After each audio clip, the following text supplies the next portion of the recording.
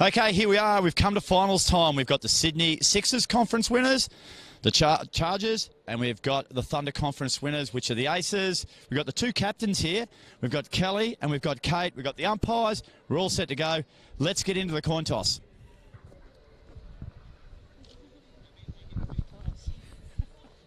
Heads. Heads it is. It's a tail again. It's a tail. Have a bat. All right. So Kate Jackson has won the toss. Right, Kate. Winning the toss and going to have a hit. Yeah, you're going to have a bat. I think that the deck's not really going to change much now. Probably get a bit slower and slower as we go on. Maybe slide on a bit later with the dew. So we'd like to get the runs on the board and set a nice total. Well, just like you guys, the Chargers had a good win in their conference final, so you're both in form. Gee, I'll tell you what, what do you think's the score you're going to be looking to set? Probably run a ball, so anything 120-ish is competitive, yeah. All right, Kate, you're a star in the commentary box earlier, so good luck out here in the field. All right, Kelly, come over here. We just had a chat to you before after your big win. What, about an hour's break, get back into it. You must be full of confidence, though. Yeah, we're ready to go. It's always good to start with a win, and it's good to have the win out in the field, have the girls together. Good to take that into this game. Any changes to the side? Yeah, we've got Julia Bassett coming into our 11 for Cherie Taylor, so we're adding a bit of depth with our bowling this afternoon. All right, well, there you go. It's going to be the Chargers will bat. We're ready to start. 6:15, we're about set to go for the overall Women's Regional Bash final. It's the Chargers up against the Aces.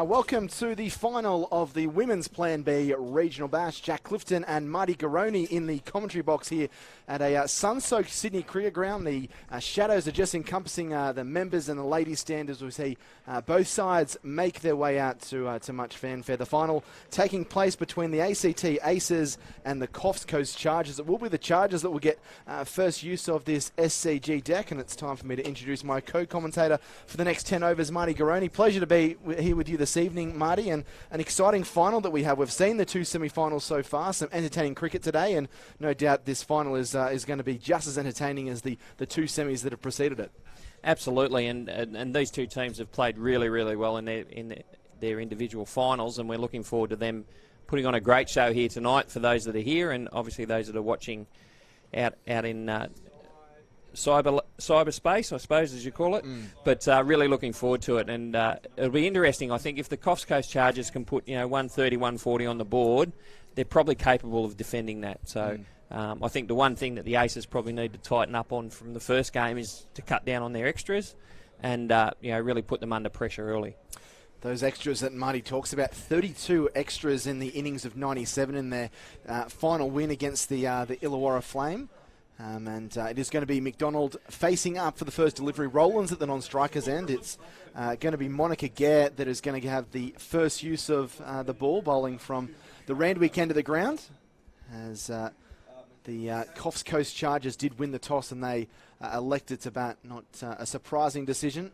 They've got lots of quality and lots of depth in their top order. They'll be hoping that they can, as Marty mentioned, anything above that kind of 130, 140 threshold is going to be difficult to chase down, particularly for this ACT Aces squad that wouldn't have a whole lot of experience of chasing under lights. So obviously still lots of sunshine around Sydney at the moment, but as this match wears on, dusk is going to hit and the lights will start to take effect at the SCG. So here's the first ball of the innings here for the Chargers. It's short and outside the off stump, and it's kind of had her feet glued to the crease there a little bit, Naomi Macdonald, and she plays and misses. Bit of a nervous slash outside the off stump there, but without making contact. So she'll be looking to try and get those ones away, because there is a lot of gaps out there in the offside. So she'll be looking to get them through the field. And pushes this ball square the wicket. Gets bat on ball on this occasion, but a couple of dot balls to start. by Gare, which would be promising for her, considering they haven't been the greatest deliveries. Yeah, and the second one was quite nice and tight in on the off stump, so she started off not too badly. She comes over the wicket to Macdonald, well wide of the off stump, and again Macdonald has a big whoosh outside the off stump, but can't connect, still trying to get that hand-eye coordination going in the early part of the innings. Just try to hit, I think, both of those wide ones just a bit too hard. You know, not bad to get bat on ball early and get them out into a gap, and she could have done that with either of them, so she'll be looking to improve on that as we go forward. And no catches behind the wicket, apart from a deep third man on the rope. Again, this is wide, and it's been cut through the offside. They take on the arm of the fielder out there at point, and they're able to scurry through for a single, so Macdonald is able to open her account and open the account for the Coffs Coast Chargers, none for one. Yeah, so much better connection there from Macdonald, and that brings Rowlands onto strike. And both of these girls did a great job in the first innings, obviously getting the target none down. So I think the Chargers will be looking for a similar start. Gare comes in, it's short, it's been slapped along out through mid-wicket for 4. First boundary of the innings. Just far too short from Gare, and Rowlands, despite it being her first ball, was able to get in position really quickly and hammer that across the line for 4. It's none for 5. I'm not too sure you can order the first ball you want to face, but the way that Katie Rowlands bats, I think that would be about as close to perfect as she could get, and she's dispatched that beautifully out through the leg side for a boundary. Yeah, just a little bit too short there, Gare, particularly on that middle stump line. It was easy pickings for Kate Rowlands, who's 4 off 1. She's again looking to cut this one, but it's a little bit too close to the off stump, and she can't connect. So end of the first over here, and it is the Coffs Coast Chargers, none for 5 in the Women's Plan B Regional Bash final. The first time we've seen the women play in the Plan B Regional Bash. How has the tournament been from, I guess, the infancy, from what you've seen, Marty, to the final that we're seeing at the moment? Oh, look, I think the concept is fantastic that we've been able to roll it out, and the girls joining into the Regional Bash competitions. And I think the initial games out in the regional centres were great and really well received by everybody involved. And for these girls to be here on the SCG, playing in front of their family and friends, and obviously being watched online as well, this is a great opportunity for all of them. And as I said earlier, you know, we're probably going to find 1 or 2 young girls that are going to go quite far with their cricket careers out of these groups. Georgia Byer to bowl the second over of the innings, and it's a full bunger, but unable to be dispatched there by Macdonald, who, as Marty mentioned, maybe just trying to hit the ball a little bit too hard. She obviously had some success in that earlier game where she was able to hammer 43 off only 30 balls, and also took 215 off her 4 overs. But struggled with timing and striking the ball here, and she almost loops the catch back to the bowler there, so it's been a bit of a nervy start. Yeah, she's just a bit nervous. She batted really, really well and was very confident in the first game, and probably finals nerves now are starting to kick in, so she just needs to take a few deep breaths, settle down, and hopefully she'll get a ball she can get away very shortly. So in comes Byer once more, so 2 dot balls to start, and this ball has been hammered, a beautiful lofted on drive, and it'll take a couple of bounces towards the rope for 4. So that's the kind of shots she's been trying to play, and she got onto that one, and she gets her first boundary, none for 9. Yeah, really, really nice shot that, and she just waited, didn't try and hit that one too hard, and lofted it out into the outfield there on the leg side. Interesting, they've got the 2 fielders out on the offside. I think, you know, especially Georgia Martin, Naomi Macdonald, she's going to hit a lot to the leg side. So, yeah, very interesting that they've got the 2 out on the offside. This one again is in the slot, and she's hammered this one wide of mid-on, racing down towards the boundary. It's pulled back just inside, but she seems to have found her groove over the last couple of balls here. Macdonald, she picks up a couple to move to 7, none for 11 now in this second over. So it's been a positive start again by this Chargers outfit. Yeah, and again, I'd probably like to see them move one of those deep fielders out onto the leg side to give a bit of coverage, because especially with the left armour bowling, and that's what we're going to see now, bringing the third man up and dropping a player out to deep mid-wicket. So that's probably a better balanced field on the whole, I think. Bye in. This ball wide down the leg side, and will be called a wide. Just aiming for that fuller length, maybe trying to hit the pads as well, having bowled a couple of balls that were just in that kind of slot, particularly in the short format of the game, Marty. Yeah, so just trying to tighten it up to the batter there, and just overcorrected. Yeah, head rock backed when she realised what she'd done, as this ball's just stroked out through extra cover, and the sweeper in the deep cuts it off to keep it to 1. So some good field changes here from the Aces, having conceded some runs in this over. Good to see the field changed and put in some field placements to try and cut off those runs. That would have been 4 if they didn't have the sweeper out on the rope there. So smart play by the Aces, but they'll be grimly searching for a wicket, because they'll know that will definitely slow this run rate down, which is already at 7.1, so it's been a good start. Very good start here again from these two, and they bat well together, and the running between the wickets from them in the first game was a real highlight. By-in left arm over the wicket. This ball's pitched up, and all Rollins can do is just come forward and defend it out to cover. So only the 3 balls she's faced so far in this innings, Rollins. So lion's share of the strike. That's the over, in fact. 2 overs gone, none for 13. Macdonald is 8 from 9. Rollins 4 from 3. Yeah, so both the batters just feeling their way a little bit at the moment, but both of them have managed to get a boundary away, which is always nice early in your innings in a T20, and they'll be looking to maximise the score that they can get off the power play overs, the first 6 overs. Yeah, just the 2 fielders out. So for Monica Gare, they've got a, I guess you could say, deep cover or deep extra cover right on the rope, and they've got a fielder at cow corner as well on the rope as well. So Gare continues over the wicket, and this ball is pushed away defensively out through the third man region. It's going to go down the boundary for 4. In fact, it was such well timed there by Macdonald, who just really pushed away from the body, used soft hands, and that raced along the carpet 4 more. And a much better and much more controlled shot than what she was trying to play in the first over, and she's got a similar delivery, but played it with much more skill and guided that down between the 2 fielders for a boundary. That's an excellent shot. One of those ones as a fielder, the ball just seems to be getting quicker and quicker as you try and chase it to the boundary. This ball's been thumped down to mid-off. Probably one of the better shots we've seen from Macdonald in this innings, but heads it straight to the fielder. But she is looking an ominous touch. Plenty of power behind that shot, and if she gets that into a gap, that's going to race away for a boundary. Get in. Macdonald's forward this time, pushing out to the cover region, so can't pierce the gap. So good fight back here from Gare, who conceded the 4 off the first ball, but has come back with back-to-back dot balls.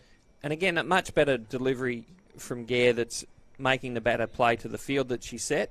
You know, she's pitching the ball up a little bit further now, not giving them room to lean back and play those cross-bat shots. So she needs to continue to bowl on that length. Gare into Macdonald, who has hammered this one, lofted over the top.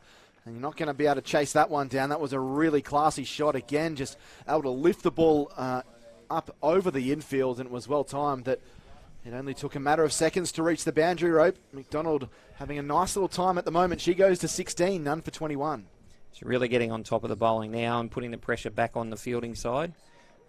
Be interesting, because that's a lovely straight shot there. So, but again, the fielders remain the same, so getting the bowler to change her length. Almost perfectly straight behind the bowl. This ball's short, and she's stroked this one through third man. That's another boundary. And this is not good signs for the ACT Aces. Macdonald has struggled early on, but she's found her groove now with a couple of really classy strokes. Back-to-back boundaries. Third boundary in the over. Just really freed the arms and cut/glided that through third man for 4 more. Yeah, just using the pace of the bowler beautifully there to get that through the gap, and again, it just raced away for a boundary. So the outfield very quick, as always, here at the SCG. She faces Gare, and she's driving on the up out through cover, and she'll pick up the single, which will retain the strike for her. 13 coming from the over, a very good one there for the Coffs Coast Chargers. They've made a rocketing start here after 3 overs, none for 26, scoring at 8.7 and over. Macdonald 21 from 15. Rollins 4 off just a 3 delivery, so she's got the best seat in the house at the non-striker's end.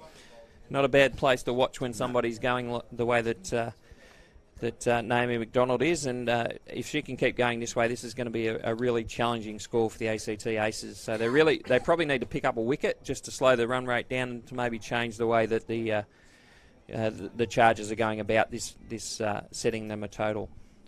Yeah, particularly after 30 ball 43 in her previous hit out here at the SCG. Bai comes in and just rolls her fingers across the board, just tries to take a bit of pace off it, and Macdonald defends back down the pitch. Not a bad option, that, I think. The wicket has held up a little bit, especially when the bowlers have bowled a little bit slower. So I think that's not a bad option to take a bit of pace off the ball and challenge the batters to make the pace themselves. Macdonald faces up to Bai, bowling left arm over the wicket. It's short and wide, and it's pushed away, and it beats the fielder at point. And it's going to go down towards the boundary and be cut off just inside. A nice piece of fielding. They think about a third, and they'll eventually come back on the misfield. And so Macdonald adds 3 more to her total. She's 24. And the Chargers now none for 29. And again, really good running between the wickets there from the Coffs Coast Chargers girls to turn that, what looked like it was going to be 2, and they turned it into 3. So another, just a deft little shot there, finding the gap. It's really impressive from Macdonald. She's hit the ball hard and hit some of those big shots, but using the pace of the ball as well to get it into the gaps as Rowlands drives to cover, no run. And we've got Georgia Bai. She's actually a Tallangatta girl, so comes from country Victoria. It's Tallangatta. I think Neil Macdonald struggled with that a little bit in the pronunciation from the first game. But yeah, good country girl, and not a bad ball down the leg side. Not a bad breeding ground for good cricketers down that way. Yeah. Well, Marty and Neil do both have magenta coloured shirts on, but that isn't stopping them from tearing at each other. So, so that last ball a wide as Bai tries to find that Yorker length on leg stump. This is a lot better, and playing and missing is Rowlands outside the off stump. She did have a problem with some wides in the previous game as well, Marty. By 17 of her runs, of her 17 runs, 11 were wide. So yeah, big tall girl, probably just struggling to get everything in the right lines. But you know, left armer, that was a beautiful left arm delivery, the previous ball, and again that nice little bit of shape back into the right hander. Lot of talent there, and I think in time she's going to be a very, very handy bowler. Hasn't been a bad over at all. It's only the 4 off this over. It's going to depend on how she finishes this over. She'll want to finish it strong. A potential dot ball would be great for her aces side. And she pitches this one up, wraps into the pad. Strong appeals from the aces, but the umpire is unmoved, and Rowlands survives. But regardless, a very good over there by Bai. I reckon that must have been pretty close. Probably just pitched outside leg stump. So very good decision that from the umpire. But what a great finish to the over. They were 3 quality deliveries and really putting the pressure back on the batting team. So 4 overs completed, none for 30. Still another 2 overs left in this power play. That run rate a healthy 7.5 and over, with Macdonald 24 from 17 and Rowlands 4 from 7.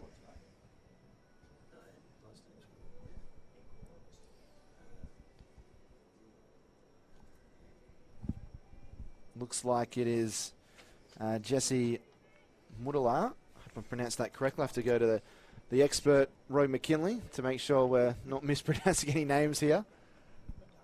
Medallia. I knew he was going to be on it.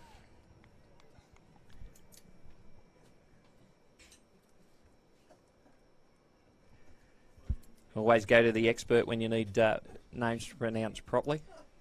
So Medallia comes in over the wicket. It's short and it's wide, and it's been carted away to the sweep route at deep extra cover. So the single for Macdonald to start the over. She'll probably be a bit upset with herself there. I think she could have put that one away for a boundary, but hit it beautifully, but just found the fielder out on the fence there. So a short wide one, probably got away with one there, so she'll want to tighten that up back in towards the stumps. So a single to start the over. Medallia bowls a full toss. This looks to come off the back of the bat or something, as it's been called a no ball, and they'll scurry through for the single. And so this will be a free hit, as well as obviously the 2 runs being added to the total. Here's a replay here. Yeah, top edge there, and yeah, very high full toss there, and well caught out in the covers. So that was well handled, but a free hit now, and Naomi Macdonald is on strike, so hopefully she'll be able to get this away for a boundary. Perfect player to have coming on strike to face the free hit from Medallia, and she slugs this one out to deep mid-wicket. She'll just get the single. That was a good delivery, moving in and pitched up full on middle leg stump. Very nice delivery for a free hit. There's not much she could do other than what she did with that, is to dig it out and got it out to the deep fielder for a single. So none for 34. 4 off the over so far. Medallia comes in. This is another full toss, and this one's been edged through the cordon, going down towards the boundary, slowing up. It's teasing the fielder as it almost gets there, but they'll come back and collect 2 more. And I think this has been called a no ball as well. So a few issues here for Medallia with the no balls. It's 6 runs scored, and there's only been 2 legitimate deliveries bowled, and it's going to be another free hit, or 7 off the over, pardon me. And she's putting herself under pressure here with those no balls. She bowled a beautiful delivery last time off the free hit, so she's now trying to do that again.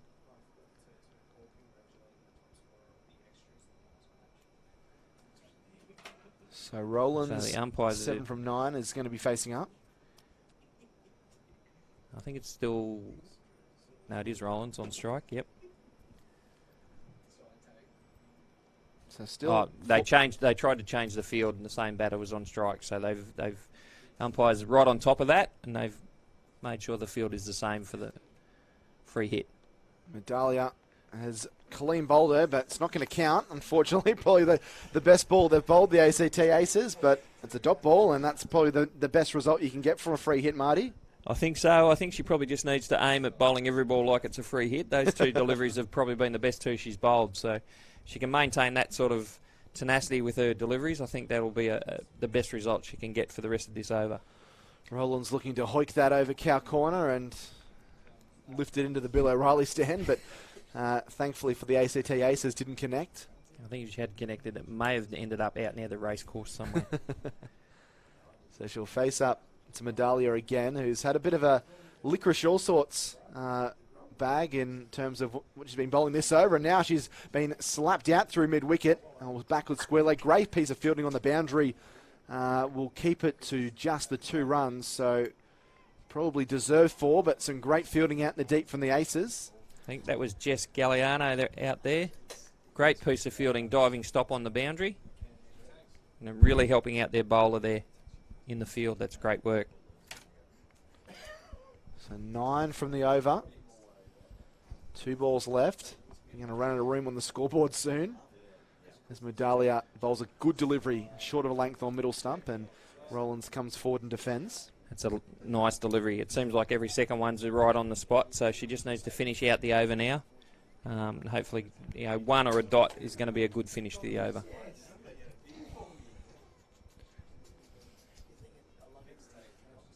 Rollins faces up. Medallia in short outside the off stump and cut beautifully backward a point, but the sweeper will clean up once more. And Rollins will retain the strike. She goes to double figures. She is 10 off 13. Macdonald 26 from 19. And after 5 overs, none for 40. It's been a really good start here from the Coffs Coast Chargers. That run rate at 8 and over, and still 10 wickets in the sheds, which is promising for the Coffs Coast girls. The bowling figures at the moment: Monica Gare, 2 overs, none for 18. Georgia Bai, 2 overs, none for 12. And Jessie Medallia has got figures of 1 over, none for 10. So I would desperately want a wicket. It looks like they're going to continue with Georgia Bai.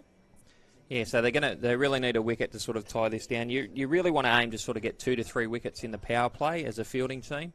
Batting team wants to sort of get around about that 50 mark if you can. So at the moment, the Chargers are doing their part of it, and the Aces need to pick up a couple of wickets this over to get right back in the game. And comes by, pitched up outside the off stump, pushed backward a point. They take on the arm of the fielder there. It's a decent shy at the stumps, but they're able to get through for a single. Rollins to 11, none for 41. Macdonald a little bit slow out of the blocks there, but she got motoring halfway down and managed to make her ground safely. But it was probably a little bit more risky than it looked at the first instance. Buy in to Macdonald, full toss. This ball's crunched out through mid-wicket. Probably would like that one back again. This didn't come right out of the middle of the bat, but they're doing a good job of rotating the strike even when they're not able to haul in those big shots. Yeah, and again, good field placements there from the aces, but probably want to get the ball back towards that top of off-stump line rather than too full or too short. This one's a little bit wider and it's been able to be pushed through extra cover. So a hat-trick of singles to start the over. Rowlands gets herself to the non-striker's end. And it's what the Chargers did really well in the first innings as well. They were obviously looking to hit boundaries where possible, but they also rotated the strike really well and picked up a lot of singles. So these two did a great job of that, and they actually finished the innings out with a lot of runner ball batting. Buy-in, left arm over the wicket, full toss. This ball is hammered, crunched out through mid-wicket. But again, they'll be able to get some troops there to cut it off and make sure there's no extra damage. Again, another full toss. Probably got away with a couple there, and she'll be happy to be only conceding a single off those full toss deliveries. Yeah, she could have had 2 or 3 boundaries hit off this over, but she's got her fielders to thank. This is short outside the off stump, and it's chopped out to point, and she can net a nice ball. piece of fielding again there, and I think that was Amy Jason Jones. Nice piece of sliding fielding there to cut off the single. So the fielders are definitely backing the bowlers up. The bowlers just need to bowl a little bit tighter to help out their team.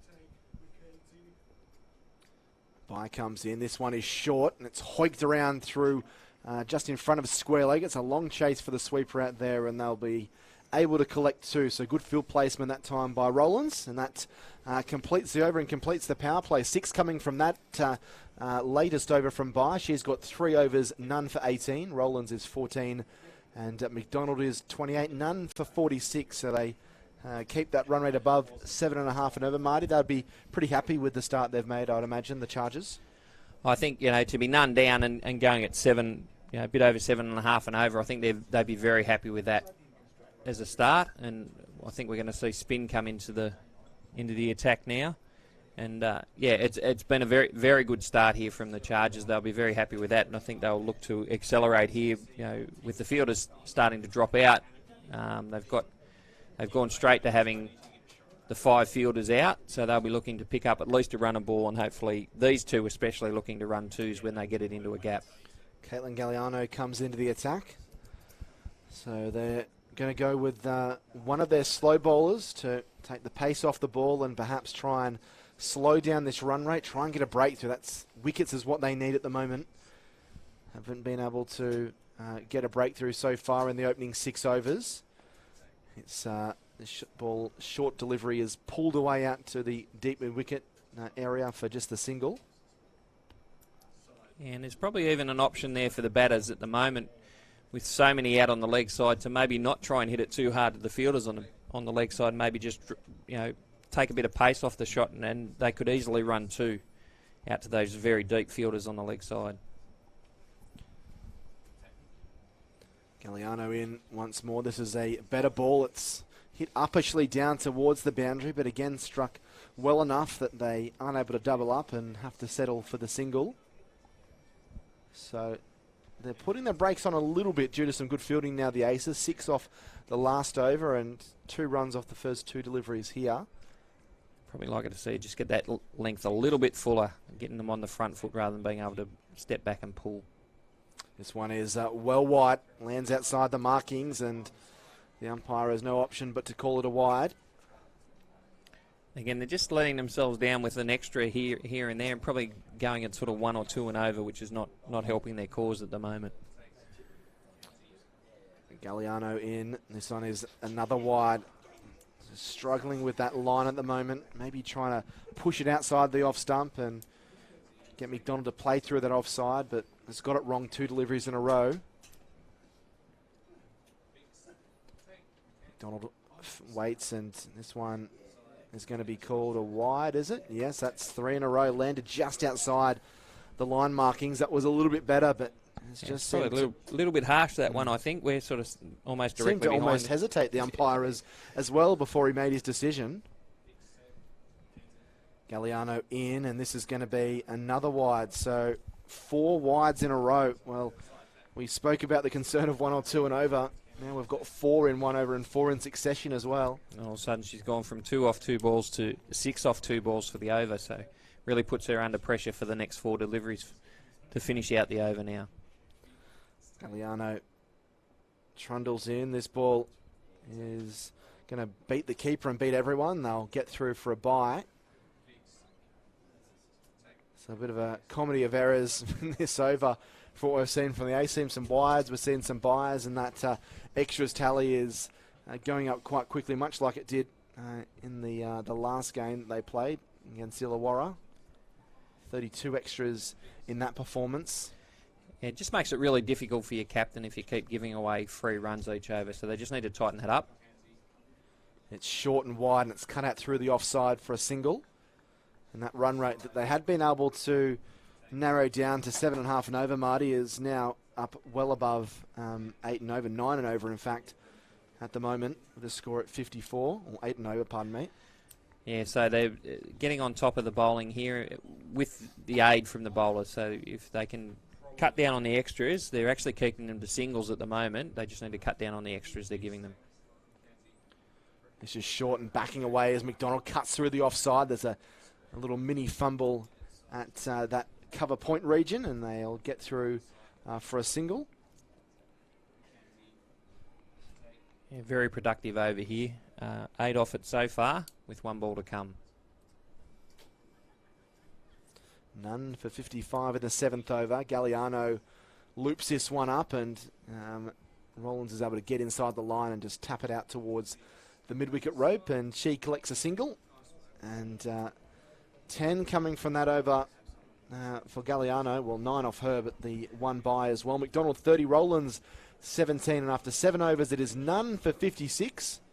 So you can see the beautiful skyline here at Sydney. It's been a hot day in the city today, and we'll be cooling off. There's a little bit of a breeze around, but still about 23, 24 degrees down on ground level.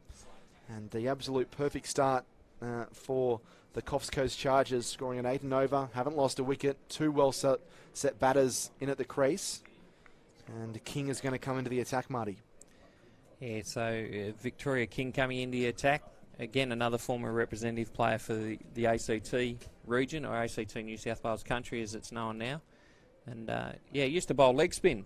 Wow, that's a decent change. She's bowling a bit of medium pace these days, and doing it really well as well. So really talented young athlete, plays a bit of AFL footy down in Canberra as well.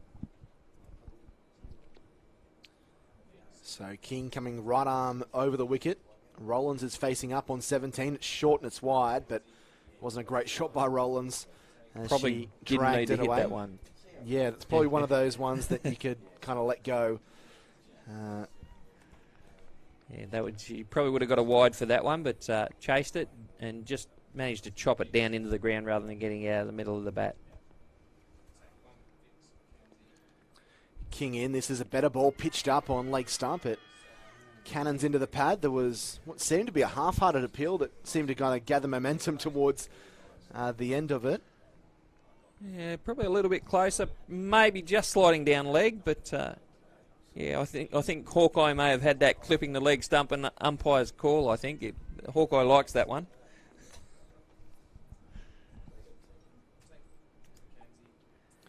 In comes King. This ball is hammered around the corner, really well placed and really well timed, rolling its way down towards the boundary, and it will just reach the rope. It was a valiant chase there by the Aces fielders, but Rollins got just enough bat on it to always keep them interested, but picks up 4. She's on to 21 from 23, none for 60. Yeah, nice shot that. Just sliding down leg side there a little bit, King, and it was just helped on its way. And valiant chase and just not quite able to pull it back in. So they've actually dropped that fielder down to the boundary now. So we've got a deep cover, we've got a deep mid-wicket, and we've got a deep fine leg. So only the 3 players out at the moment. King in. This is outside the off stump. It's cut well, and it beats the diving attempt of the fielder there. And there's an opportunity for a second if they want it, but they're just content with the single, the Chargers. Just got enough of a hand on it to cut it off, and yeah, probably saved 3 runs there. If they'd have got through, that was a boundary. And nice piece of fielding there, I think, again by Amy Jason Jones. So another former WNCL player, played for WA and played for the ACT Meteors when they first came into the competition as well.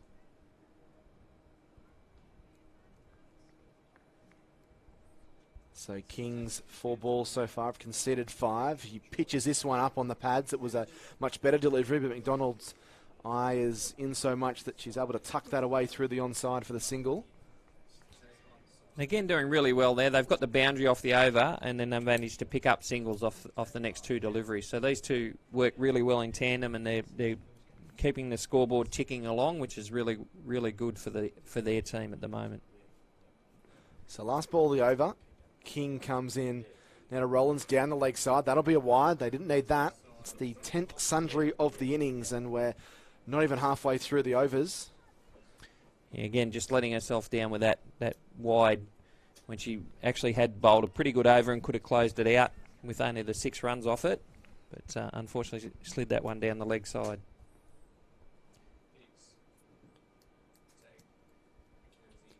King comes in. This is a better delivery. She pokes at it, Rollins. It comes off the inside edge and dribbles out to square leg. But a decent over that one. 7 coming from it. Rollins is 22. Macdonald 31. And after 8 overs, they won the toss, elected to bat first. The Coffs Coast Chargers, they are none for 63, scoring at 7.9 and over, and really setting up a great platform, Marty, to launch from in these final kind of 8 to 10 overs when we get to that period of the game. And they might be looking around that 150 mark the way things are going. Yeah, absolutely. And I think the way they're going, they're probably targeting that 160 even. So that would be a huge score for the Aces to chase. And especially a lot of spin bowlers in the Coffs Coast Chargers team, so they'll be making the batters create all the pace when they bat, which will be a challenge for the ACT team. Janet King comes into the attack from the Randwick end of the ground here at the Sydney Cricket Ground, and it will be Naomi Macdonald, who's 31 not out of 25, that will be facing up. Shadows have encompassed almost half of the Sydney Cricket Ground now as evening comes towards us. This is a good first up ball there by King as Macdonald drives down to mid-off. A rare dot ball. We haven't seen too many of those in the last few overs. They want to try and get as many of those as they can in these next 12 overs. Absolutely, and that's the length. They need to be getting the players onto the front foot and making them hit through the field rather than giving them free balls that are short. King to Macdonald outside the off stump, and it was a little bit too close to the off stump to be playing that cut shot, and she's tried to do that a couple of times. Macdonald. Really good start here from Janet King, and two really nice deliveries, so putting the pressure back on the batting team, and dot balls is what builds pressure and singles. King to Macdonald. This was a shocker, really. Full toss outside leg stump, smack for 4 through fine leg, and I think it might be a no ball as well. So 5 runs being added to the total, and it's going to be a free hit, so that is painful. And unfortunately, Marty, that's kind of been the story of this ACT Aces bowling innings, hasn't it? They've done some good things, but for every good thing they've done made a really poor decision. So that just gives them another 5 runs. Yeah, it's just let themselves down with that poor delivery. After 2 really good deliveries, a full toss, she's whacked away for 4, and now she's got a free hit. So what can Macdonald do with this one? She backs away and slugs this one out towards cow corner. They've got 1, and they decide to take a second on the arm. That's a good piece of running as they get home for 2. So Macdonald now moves to 37 and is playing a really important innings here. 7 from this over so far, still 3 balls to come. Yeah, nice piece of running there. Again, these two are doing a really good job picking up singles, but then pushing and getting 2. King bowls to Macdonald, who tries to drive through the offside, gets an inside edge. Fortunate not to... Thought for a minute there she'd chop that back onto the stumps, but luckily for her, just sort of inside edged it and it dribbled away on the leg side. I was going to say, fortunate not to drag the ball back onto the stumps or feather an edge through to the keeper. That's the better line. She's bowled 3 pretty decent balls in this over, King. She bowls to Macdonald now down the leg side. That's going to be yet another wide. And this has been their Achilles heel. That consistency that Marty and I spoke about at the start of the over. It's just been lacking in this bowling innings from the Aces, and something they struggled with in their conference final win over Illawarra. They dismissed Illawarra for 97, but 32 sundries in that innings. King in, and this ball's driven lovely down the ground, lofted straight drive. The Fiddles will be able to cut it off inside the rope, and it will just be the single. Nice lofted straight drive there, and she actually strokes the ball really well when she's just playing straight and through the field. And a couple of times she's hit really good shots to the field, but right now she's starting to get a bit of momentum into her innings and really pushing the scoring rate along.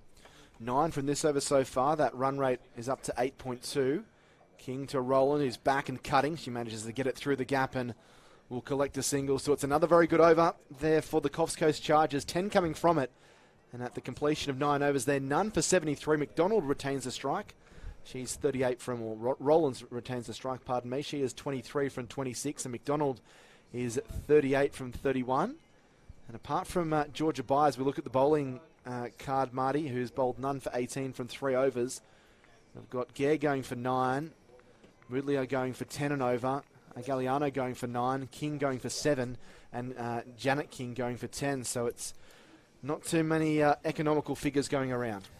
They've got the two bowlers have probably done a pretty good job in King and Bye, but the rest have definitely gone for more than they need to, and they really need to tighten it up, and they need to get a few overs where they're getting that down under 6 and over for a few overs.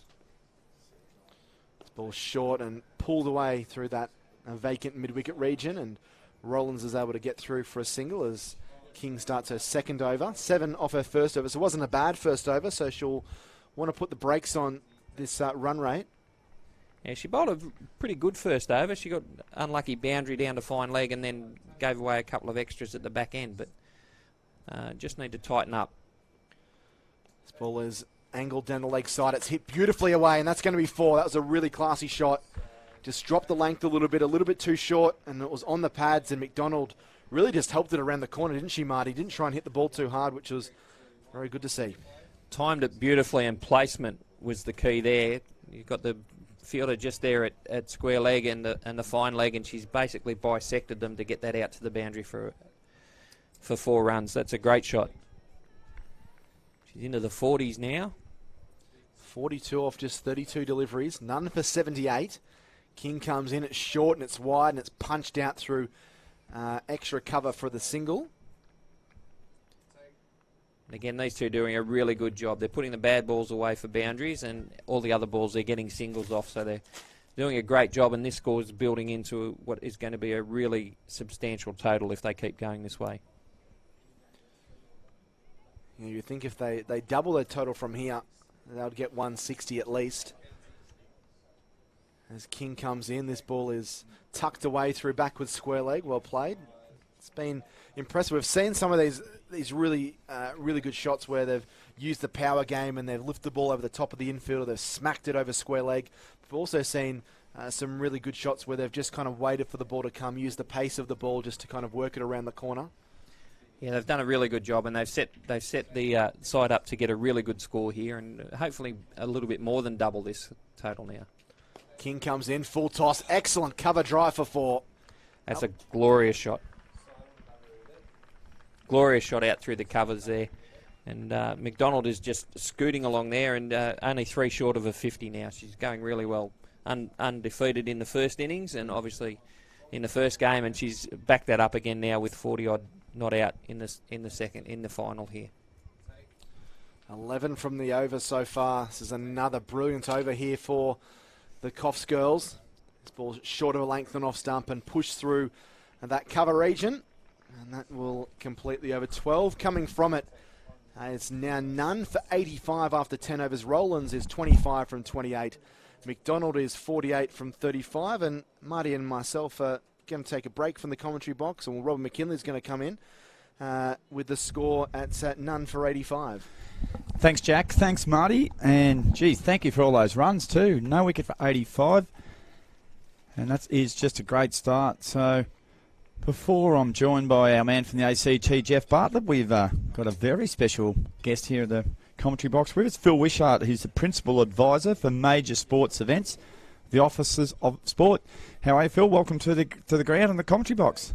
Thanks for having me, Robbie. It's been a great day and fantastic to see a good match out there this afternoon. Yeah, the Chargers are away to a great start. No wicket for 85. We're just starting the 11th over. And tell us about the Office of Sport's involvement in the regional bash, particularly the women's.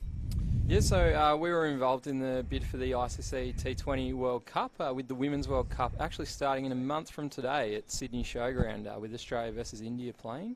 And during the bid process, we were really passionate about making sure there was a great legacy for cricket, not only of hosting matches from a tourism point of view, but from a regional and player development point of view. So we were lucky enough to partner with the LOC, the local organising committee, to support the establishment of the New South Wales Women's Regional Bash with Cricket New South Wales this year. There's King now, bowls, and just Macdonald there works the ball away on the leg side, moves her on to 49, so honing in on a half century. And I guess the big thrill that we're all seeing out of this day is the chance for these girls from right across regional New South Wales to come and play cricket on the SCG is just a lifetime dream. Yeah, definitely, Robbie. I think when we were putting the bid together, we thought the men have this opportunity through the Plan B regional bash, and we really wanted to see the women have the same opportunity. We've seen the growth of WBBL over past years, and so many players have come through that country system. You've got your Phoebe Litchfield, Alex Blackwell, two great examples there of sort of the younger and the older star who's been through the process, and we wanted more opportunities, and what a great chance for players to come out today. And I know, speaking with a few of the players, they've been buzzing about the opportunity as we see that ball flicked around the corner and probably going to head towards the boundary unless ACT chases it down. Gee, you did that nice and smooth, mate. You've just waltzed into the commentary box here, just giving yourselves a great pat on the back as you deserve, and just called a beautiful, nice delivery flick down the leg side there. So we might bring an opportunity here for Macdonald to bring up. You're not related to Max Walker, by any chance? Max back in the day tried to hijack the commentary box. But, we got rid of Max. No, I'm more of a Billy Birmingham person myself, Robbie. Now, can Macdonald bring up a half century? And she lets one go outside the off stump.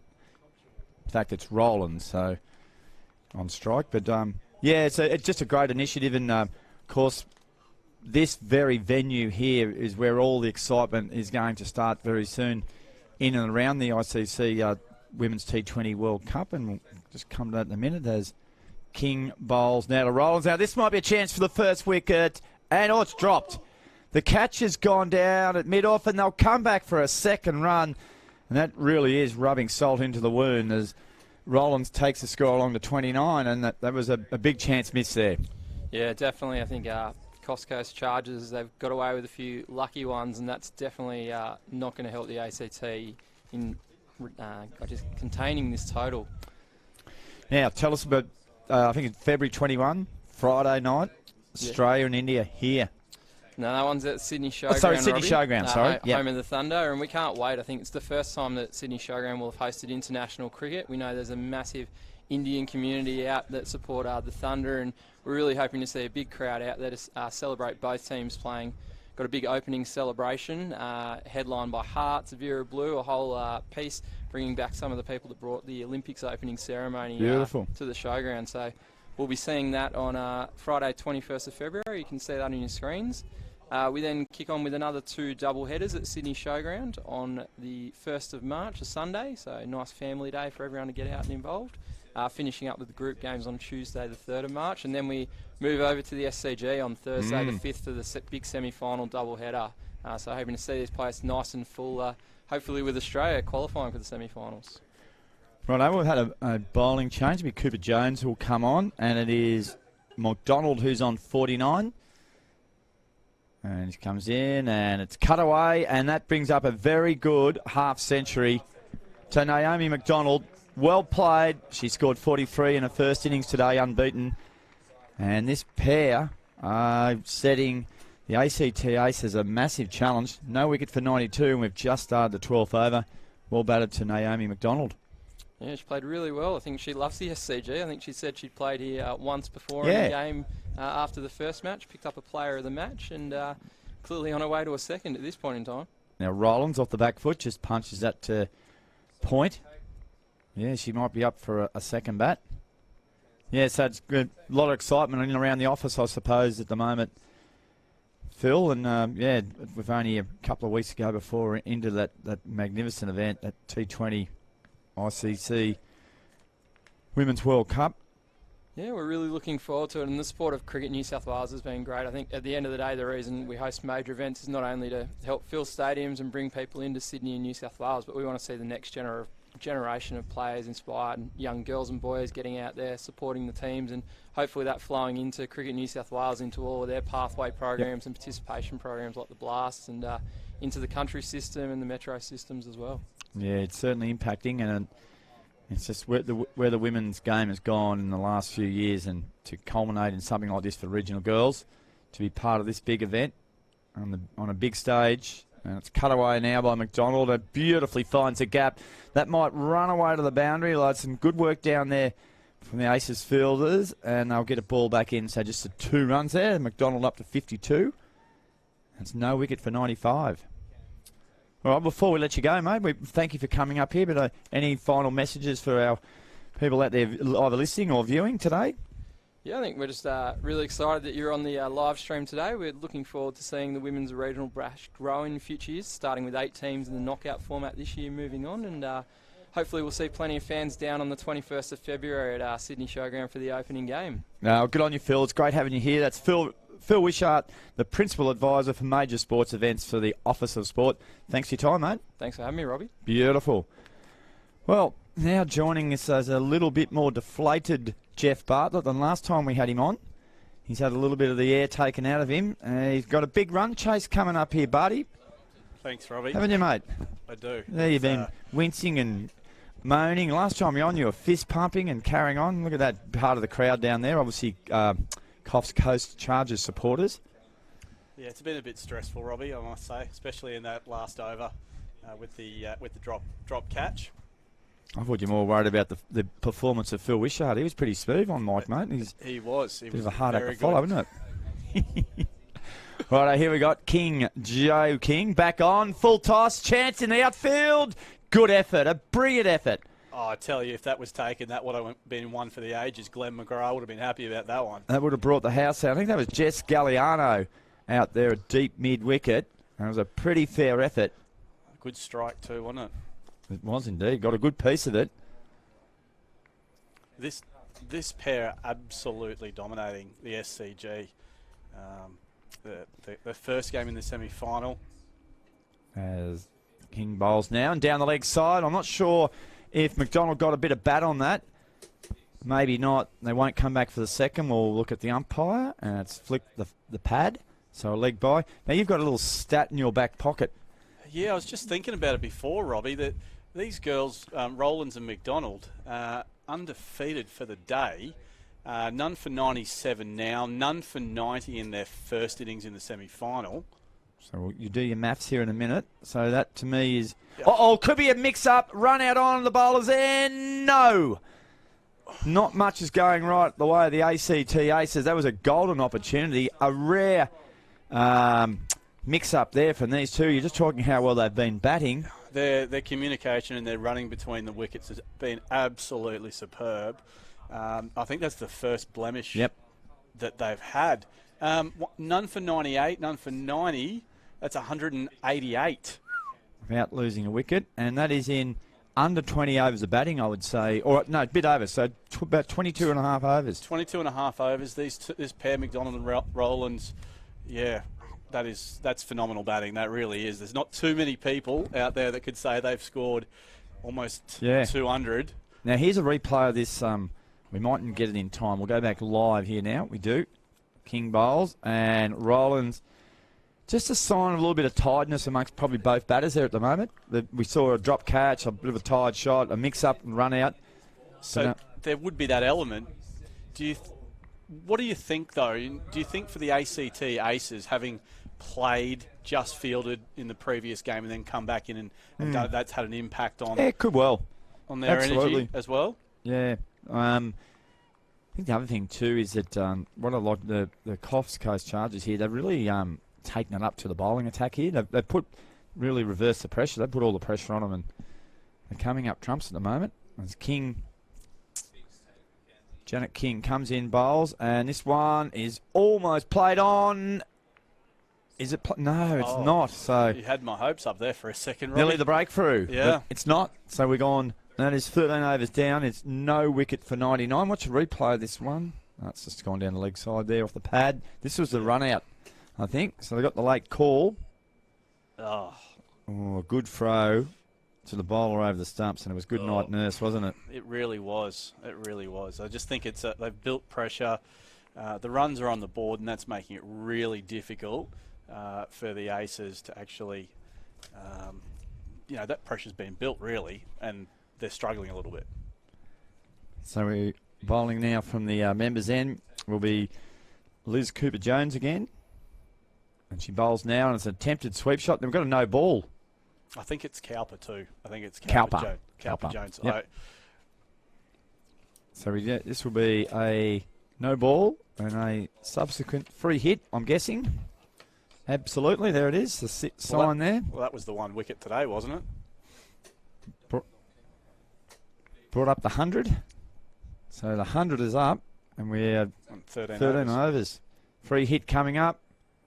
Oh, that's a good shot. Swept away down behind square. And the old second bounce trick gets them all at times. And that one's done exactly that. And they'll come back for the second run. I can't imagine they get you very often with that. You're all over it, wouldn't you, Robbie? Never moved out of the slips, mate. So there's very little chance of catching me out in the outfield. So things just haven't happened for the ACT Aces, Jeff, have they? No, and it's not for lack of trying. It's very proud of how they're playing at the moment. Now, Cowper-Jones, this time a swing and a miss. Good piece of glove work. Yep. From young Galliano. The two sisters playing today, the Galliano girls.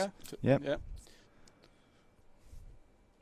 So you fearful of any reprisals if the ACT were to lose this match? There could be massive changes to structure of ACT cricket and New South Wales cricket down there, Jeff, like someone's got to shoulder the blame. They do, and I think that's probably Michael Minns. Ah, the coach.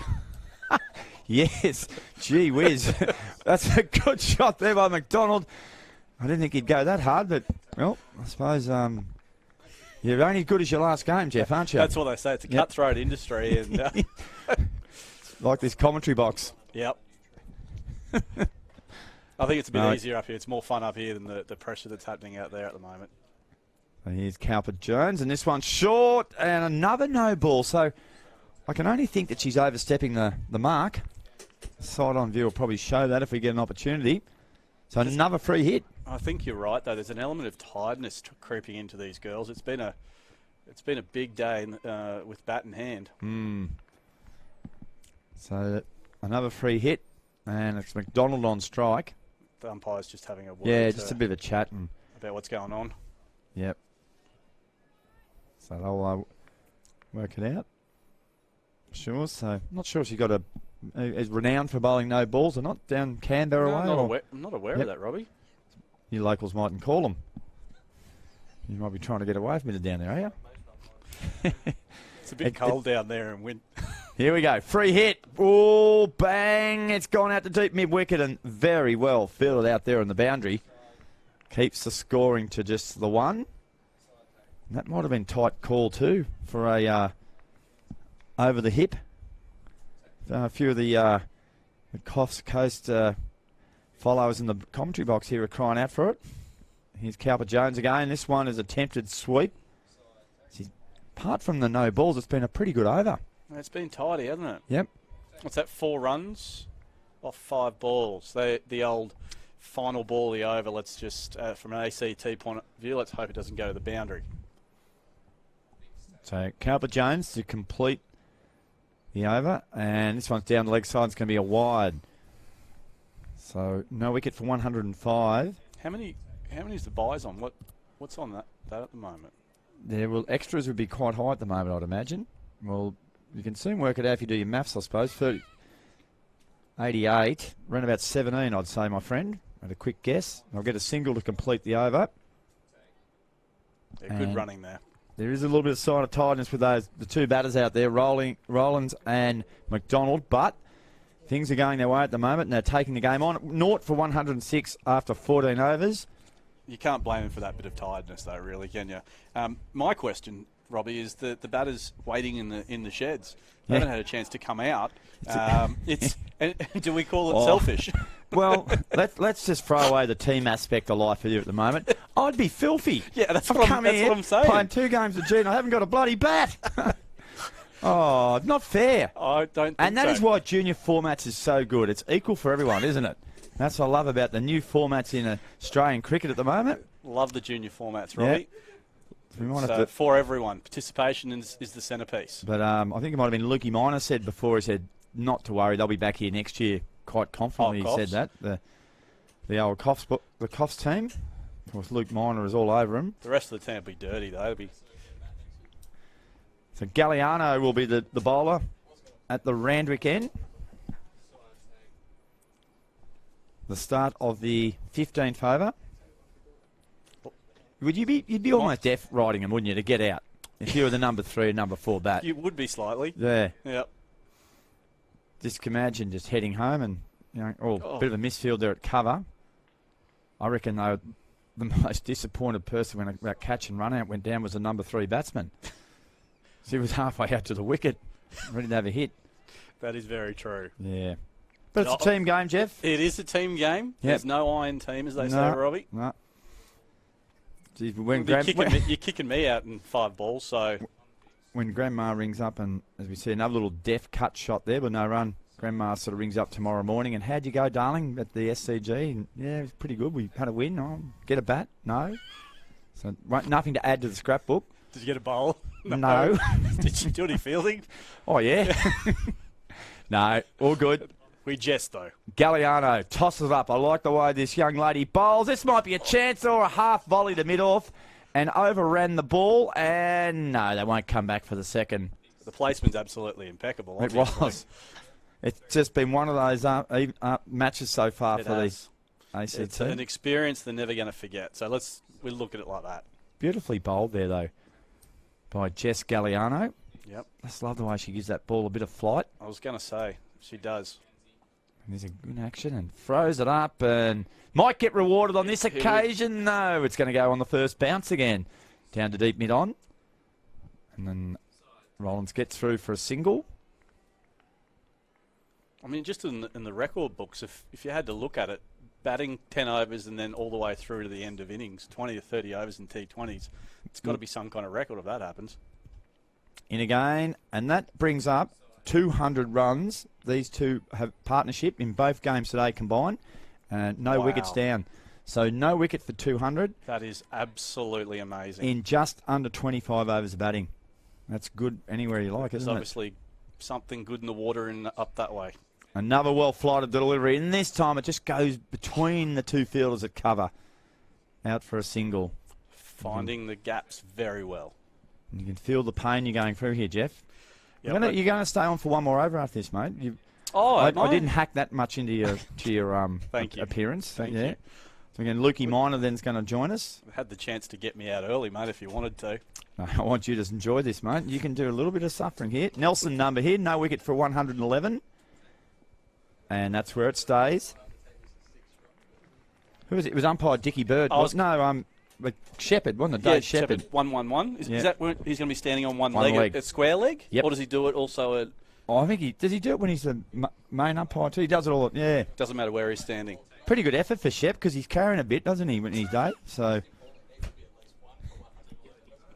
well, 1 for 111 have good synergy, wouldn't it? It would. Right, you got one more over to get a wicket, mate. Is that Kelly Rawlings? The skipper's come on, mate. She's come on. Yep. It's like it's time to make something happen. She's had a great day. Look at this Thunder supporter. Is that enough? Just another loss in Perth last night. He's just about done. We weren't going to talk about that today. Yeah, just about done. The poor lad. No, Kelly's had a great day. Wicket in the semi-final. I think she shot 41 runs, a run out. Yep. She's had a really good day, and her leadership's been fantastic. I've really been impressed with Kelly.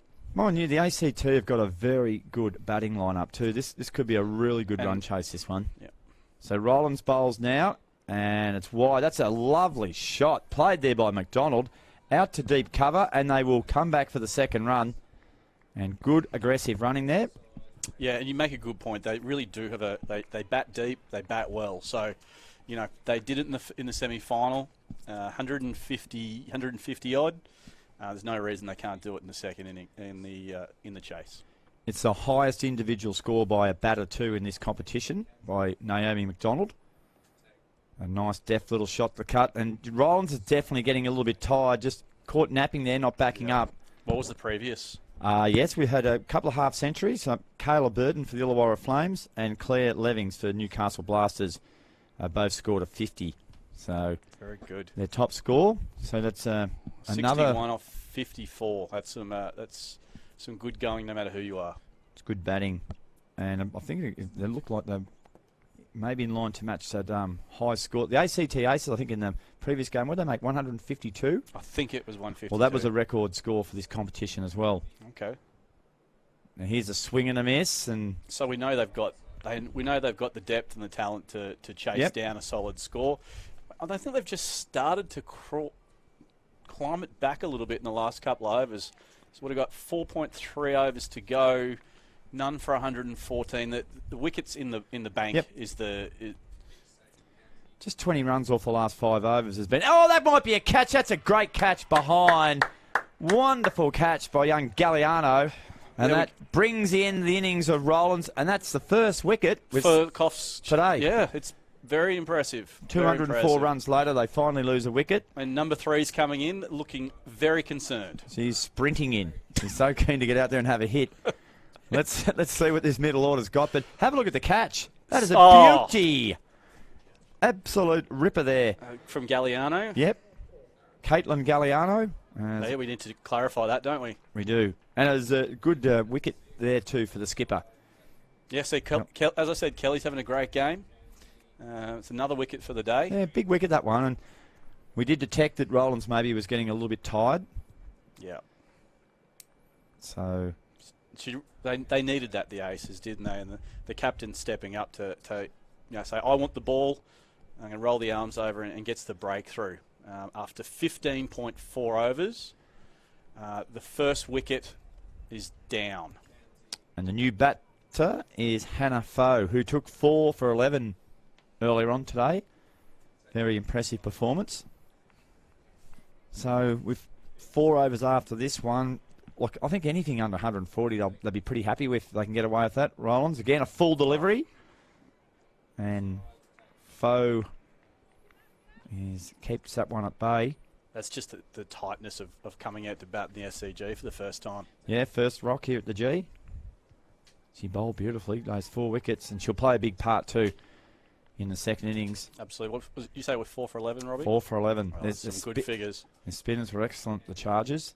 Rowlands again, very nice delivery. This is good straight bowling. A little bit of hint of bit of in swing there. Finishes a really good over. Well, just the 3 runs off it, and after 16 overs, we're going to bid you goodbye. You got your wicket. Oh, that's what I was here for, Robbie. Thank you very much. And don't give it away yet. You're not done yet, my friend. Now we're going to bring a man from the coast in, Luke Minor, who's all over these Coast Chargers, doing all your good work in Port Macquarie these days. Lukey, welcome to the Combox. Thanks, Robbie. Pleasure to be with you. Great to have you here, mate. No, it's been fantastic, mate. The move to Port's been fantastic after coming up from Sydney nearly 12 months ago. Yep. So it's really happened quickly, and good to see the girls going so well. There was a lot of excitement around the opportunity and a lot of interest generated locally, and it's good to see obviously the girls capitalising on the opportunity as well. A couple of girls from Port Macquarie on the side. Yep. Yep. Yeah, so it's a bit of a spattering, I guess, from girls right up the coast. So girls from Port, girls from Coffs, right up as far as Lismore and Grafton. So hopefully as we continue to grow and more franchises enter the team, we'll be able to even grow the game further. Well, you're doing a good job of it up there, mate. And it's Monica Gare who comes back into the attack. And right on target, but a good shot by Macdonald. She's really timing the ball well. Out to deep cover for a single. I think the interesting thing, just noting the games throughout the day, it appears to be really hard to start. So the teams that have made good runs have formed big partnerships, and obviously the Coffs Chargers have done that brilliantly throughout the day. So really important for Hannah, who's a superb player, to actually just rotate that strike. Macdonald's obviously been on fire all day, so not too up any balls. Get Macdonald back on strike and keep that scoreboard ticking over. Yeah, so that's Foe's job, I guess, is to turn over the strike. And a big shout for LBW. Umpire moves straight away is never a good indicator. So no chance there. Alim Dar, the Pakistani umpire, had a little habit when he gave away out an LBW or a caught behind, he would take one step back with one of his leg, 1 foot, move it backwards. The moment he did that, he always gave it out. The finger went in the air. So just a little idiosyncrasy. I'd throw it to you, Lukey. You look like absolutely bored senseless with that stat. But anyway, we'll press on. 4 runs there. Good shot too from Foe. No, you're a master of observation. I'm not stunned at all that you've noticed that. I'm just happy when Alan does watching the game, to be honest, to be fair. So I haven't picked that up. But no, great shot from Foe back to the cricket. Good shot. Probably not the place you want to bowl with square leg and fine leg inside the ring. Yep. And she can put away that bad ball, the loose ball, or more importantly, turn the strike over to Macdonald, who's going to be tiring. She's made over 100 runs today, still hasn't been dismissed. Nice little shot there by Foe, down to third man, and it's a single. Just smart cricket after the boundary, isn't it? Got the 4 for the over, gets off strike, gets it back to Macdonald. Hopefully fatigue's not impacting Macdonald here, because she's made such a great start. It'd be really good if she could finish it off with 80 or 90 here. 105 for the day so far, undefeated. Gare bowls to her now, and this time she just plays a lovely shot, a bit like Mark Waugh, through to mid-wicket. You're going to come back for 2. Foe's happy to accommodate her, and they do that very nicely indeed. So 2 more valuable runs. What do you think's going to be a par score here, Robbie? What do you think they're looking for from this position? 1 for 122, just under 3 overs to go. Yeah, at the coin toss, Kate Jackson, the skipper of the Chargers, said was happy with run a ball, or maybe 130, and so going to go well over that. That's a good shot too. All little misfield there. But the sweep is going to come around, and a good good fielding there. Great bit of work out there in the boundary there. I'm trying to pick up who that player was out there for the Aces. Yeah, Jamie Kneebone, who did the bat flip at the WBBL match at Marnock Oval late last year. Yeah, fantastic. How did you rate the flip? Was it a good flip? Really good. Yeah. She gave it plenty. Like that throw she just threw in there. There was plenty of oomph in it. Lukey? I realised Jackson gave it a bit of a hoik at the coin toss today as well. Got a bit of height out of that coin. Yeah, good toss. Good lady round Anzac Day, wouldn't she? Absolutely. That was a better over. 9 runs came off that one. So 3 overs to go. Luke, what do you think? I'm thinking round 140 you'd be pretty happy with. They might go a little bit. Run a ball gives you 141. Yeah, interesting. At the recent Australian Country Champs, 110, 120 was an outstanding score, where we obviously see the Aces get 150. So you think from this position they've got to be looking at 150. So Rawlings is in again, and that's a wide. So a nervous start by the skipper there. The big Max on strike. Girl from Grafton. Yeah, been in the team of merit the last 2 years at the Australian Country Champs, so no surprise that she's putting on a clinic that she has today.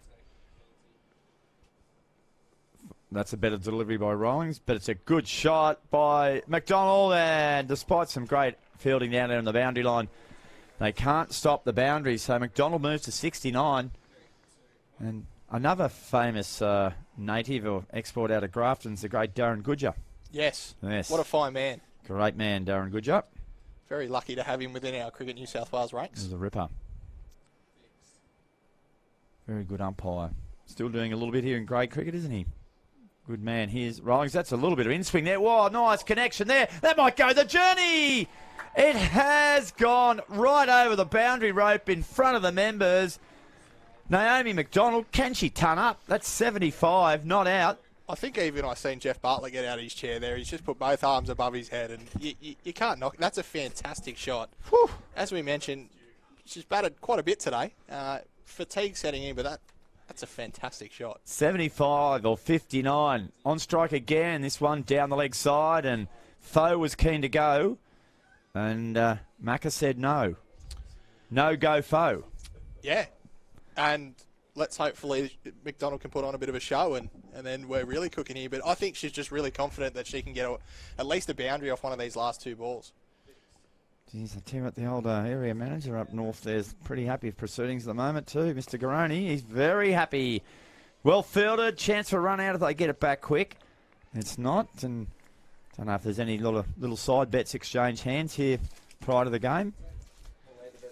Well, I bet on cricket's the answer there, and a sensible one too. There's a few snakes floating around the box here though. That might be a few red snakes on this one. Yeah, thank you for Kate for supplying that. Rawlings, and swung away by Macdonald down the long on for a single. 76. Just to tick over 2 overs here. So you got 1 ball to go in this over. It's almost a free hit here for Foe. Because if she gets out, Macdonald's on strike for the next over. So Correct. I'd be swinging for the pickets. Yep. You're only running 2s or a 4 or a 6 here, aren't we? Nice even numbers we want to see. So Rollings up on leg side, and it will be asked to bowl that one again. That's a wide delivery. So that after building up some good pressure, they've just slipped away the last couple of overs here, the Aces. With only 20 coming off between overs number 11 and 15. These last 2 overs have proved expensive. With 22 runs so far coming from them. And there won't be any further addition. So that completes 18. It's 1 for 136. 2 overs to go. Lukey, you're liking 150, aren't you? Yeah, 150 might even be unders. They've had a really good last 2 overs. Macdonald has got going again. Just rotated the strike there nicely through that middle period. Now just absolutely swinging for the rope. And yeah, I might even up it to 155, I think, Robbie. I think just the way, if Macdonald can face 8 or 9 of these last 2 overs, there's a chance of a really, really competitive score. Well, she needs to go 2 runs a ball here to bring up 100. She's on 76. And the bowler will be Gare. As the light's starting to fade, and she might pick up 2 here. Can Foe get back? They'll take on the fielder. This is a big chance for a run out here. That will... Oh, missed. Gare dropped the ball at the critical moment. And Foe was in a bit of bother there. Great team play from Foe, though. Absolutely anything to get Macdonald back on strike at this time. And pressure, it's a tough game at the old T20, and it just hasn't been the Aces' innings thus far. But there's still 11 balls to go. Macdonald on strike. Heaves it away, straight to square leg. Oh, geez, that's unlucky. Either side there, that's 4 runs. 4 runs, wasn't it? So it's what are we crossing? Around about 25 past 7 in the evening. The lights are not too far off taking effect. The last bit of sunshine here. It's been a beautiful day in Sydney. Really turned it on. Yeah, much better than the conditions 24 hours ago during the Sixers game where we were copying a bit of rain, which was much needed. We're all very happy with that, especially up north. But nice rain right across the state, which has been great. Gare bowling to Macdonald. And Macdonald, if that's come off the bat or was it the pad? Probably the pad, the way the ball's just gone a bit slowly there. I thought it was the bat, Robbie, to be honest. Righto. Your eyes are better than mine, young man, and they are. So off the bat. So 78, 80. So 9 balls to get 20 runs for a individual 100. Not a bad place for the ball to go with final leg up inside the circle, is it? Yes. And again, some really good running there too. Foe running hard at the opposite end. Gare is back in, and this one is swung away down to deep mid-off. I think they'll just keep the score into 1. They will. And that's all it is. So you wouldn't think possible now, Luke, 100 for the Mac attack. No, look, it would have been nice to say I'd scored 100 on the SCG, but the position that Macdonald has put her side in, I don't think there'll be 1 single ounce of regret. Gare to Foe, who's 5 off 6 balls, and she plays another little nice deft cut shot down to third man for a single. So does Macdonald look for a single, or does she look for the boundary here, Luke? Last ball, the over. Look for the boundary. Get as many as you can. Yep. Hannah Foe's an established player. She's a clean striker of the ball as well. So, swing for the fences. Swing hard. So 1 for 142. 7 legal balls left in this innings. Gare bowls now on leg stump, and it's worked away nicely. Second bounce out to the fielder at deep mid-wicket for 1 run. So Macdonald will keep strike. She'll go to 82. Foe's on 6. And it is 1 for 143 with the 1 over to go. Yeah, just an interesting thing that might play out. A couple of factors here later in the evening is the Chargers girls fielding under lights. Not a lot of experience for most of the side fielding under lights. The other one might be whether dew plays a factor, whether it just speeds up that deck a little bit. We know the Chargers spinners through the middle of the innings against Newcastle this morning were really able to tie down the batters. So it might just help it slide onto the bat, and also might make it skid a bit quicker off the outfield. And obviously a dewy wet ball for the spinners, hard to get a good grip on that. So certainly a long way to go in this game. So it's going to be Georgia Bai who will bowl the final over. She's originally from Tallangatta, which earlier in the day, Neil Macdonald had some trouble spitting out the correct pronunciation of Tallangatta. I think on his way out, he was still trying to get it out when I passed him in the corridor. Yep. I think he ended up at Yakandanda, didn't he? He was close. He went through Tamgambalanga, which is close too. By bowls, and Macdonald might work that over the boundary. First bounce over. Is she still a chance here? 86, 5 deliveries to go. You really can't place it much better than that, can you? Nope. That was a fantastic shot. She's, Bai's definitely going to have to use the facilities here because she's seeing it like a watermelon at the moment. A genuine star, this young lady. Already won Player of the Match award in the earlier game today. On strike, Macdonald straight back over the bowler's head. Has she got good purchase on it? Should be able to get back for 2. Foe's very aggressive running between the wickets. And it's up to 88. This is good batting. 1 for 149. If the Aces run this down, we're in for a hell of a finish. Absolutely. Yeah, it's going to be a fantastic chase. ACT Aces in their previous game definitely showed they were capable. Just going to be a matter of that scoreboard pressure batting second as that run rate gets up in the double figures. Macdonald on strike, and this time pulled away, but it'll go straight to the fielder at deep mid-wicket on the first bounce. Hitting the ball as sweet as you can at the moment. 150's up. Aces, I think, made 152 in the first game. Yep. Spot on. So they're going to have to replicate it, or even do a little bit better against the spin attack of the Chargers. By bowls to Foe, and Foe just real team player, isn't she, Foe? Gets Macdonald on strike. You've done exactly what she needed to do, Foe. Come in, nearly a run a ball, got Macdonald on strike as much as possible, and still not riding her off here, Macdonald, with the way she's hit a ball. Still a little can sneaky still 100 happen on the cards. The number 4 batsman for the Chargers. You've got one ball here. Let's get a bat. Here goes Macdonald, and it's a swing and a miss. Well, I actually mentioned to Kate Jackson in between games whether she was concerned that 3 to 11 didn't get a bat in the last game, and as it turned out, no need to be concerned. It was only Hannah that should have taken some throwdowns. And what was the worry? Everyone else could have sat down. I heard a rumour they actually only brought 3 sets of pads here today. Yeah, that's it. That's what I heard. The reason. Here's Bai to finish the innings off, and Macdonald, how can she finish it off? I reckon they'll run hard. They'll look to come back for 2. Foe says go, and Foe goes, and Foe has been run out on the last delivery. 1 run will count there, and that will take the score up to 152, which is the exact score that the Aces made in their first outing. So, Lukey, sum that up. Well, it's just clinical, wasn't it, from the Chargers? I don't think the ACT Aces did a lot wrong. There was a couple of missed opportunities, but that's T20 cricket. That's cricket in general. We've seen Brendan Doggett from the Thunder last night that, it's easy to get away from you, and cricket can be a pretty challenging game, but really, really clinical. Rowland's playing a really strong part to Macdonald there. I think we discussed over 200 runs for the day between that combo, so fantastic effort, and it'd be really, really interesting to see how the Chargers go about their bowling innings, and I really still think the ACT are a strong chance based on their previous performance. Just going to see a replay of that final wicket here, Luke. There's a good bit of work out there in the outfield by young Victoria King. Beautiful throw, look at that. Did not have to move around. A very good decision by umpire Dave there. It can't get much better throw than that, can you? Right next to the bails. Beautiful throw. Well, there you have it. We are going to see one hell of a run chase ahead of the ACT Aces here. They've got to replicate exactly what they did in the first match. If they do that, Luke, we're going to have a super over. That would really make it exciting.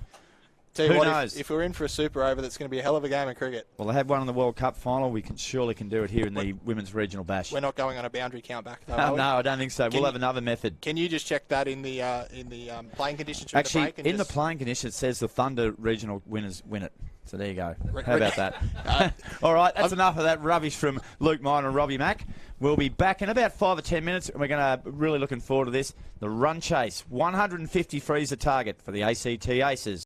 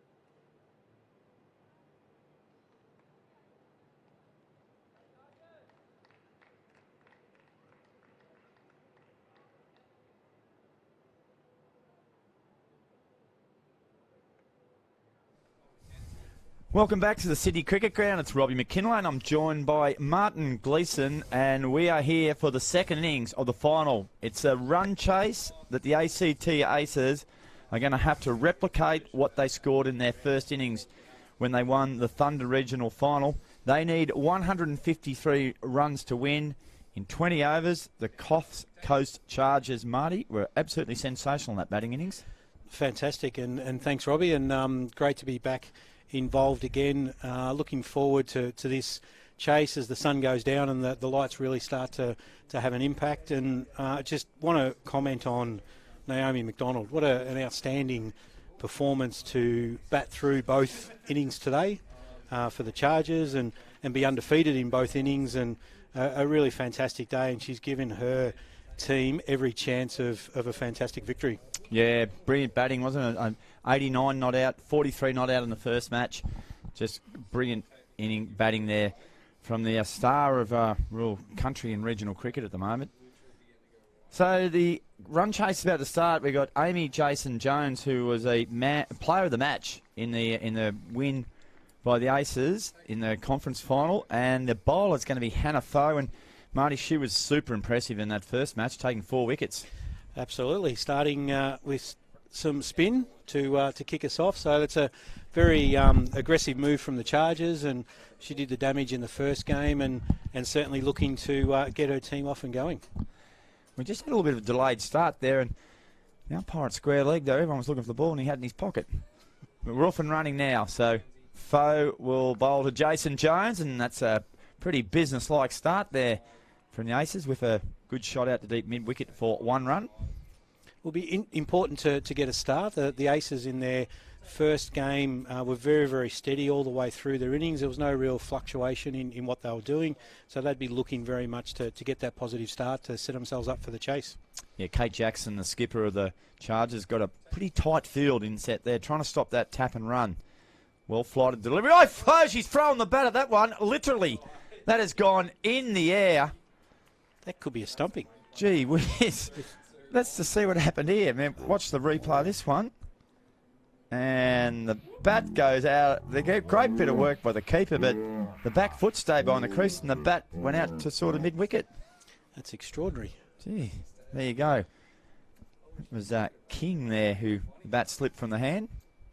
Bit early to be throwing the bat at it, Marty, but at any rate, here's Foe, and King this time keeps the bat in the hand. Might be a chance for a run out. The throw's good. It misses. And Amy Jason Jones sneaks home for a single. Both of these batters were very aggressive with their running between wickets in the first game, so clearly that's the game plan. Although notice both of them have stepped straight onto the back foot to try and play the bowling, to play Foe, which might be dangerous if she can sneak one through and speed one up a little bit. So Foe with the nice new pink kookaburra in hand. Runs on, bowls, well flighted, and it's heaved away, down to deep mid-on. And good bit of fielding in the end. I reckon it's Macdonald down there. And it's kept it to just the 1 run, so... She got caught in that awkward dive forward, step back and in the end got halfway, but still managed to block the ball. Yeah, did it well. Foe now, bowls. Oh, this might be a chance for a catch, is it? No, it's just gone over the head of the fielder behind at a shortish fine leg. So it's all happening early, Marty. It's sort of plenty of energy out there, a lot of nerves, I think, and I think the intent's there already. You can see the intent in the eyes of the Aces batters. And maybe Foe just struggling a little bit to grip the new ball. She's let a couple go that have slipped out.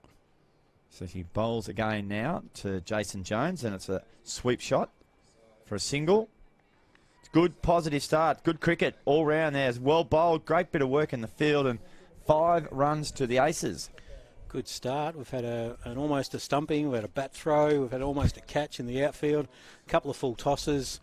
So it's going to be an eventful run for the next couple of hours. Now, Marty, earlier on today, I did hear you a bit of a shout out to a few of your mates back in India. Yeah, the guys, a couple of guys are here in Sydney and others in Mumbai. They were pretty keen to get an understanding of what was going on, so I've tuned into the live stream. So it's great to see a global or international audience being a part of what is really a significant day. Yeah, absolutely. And Eleni Cameron will be the bowler.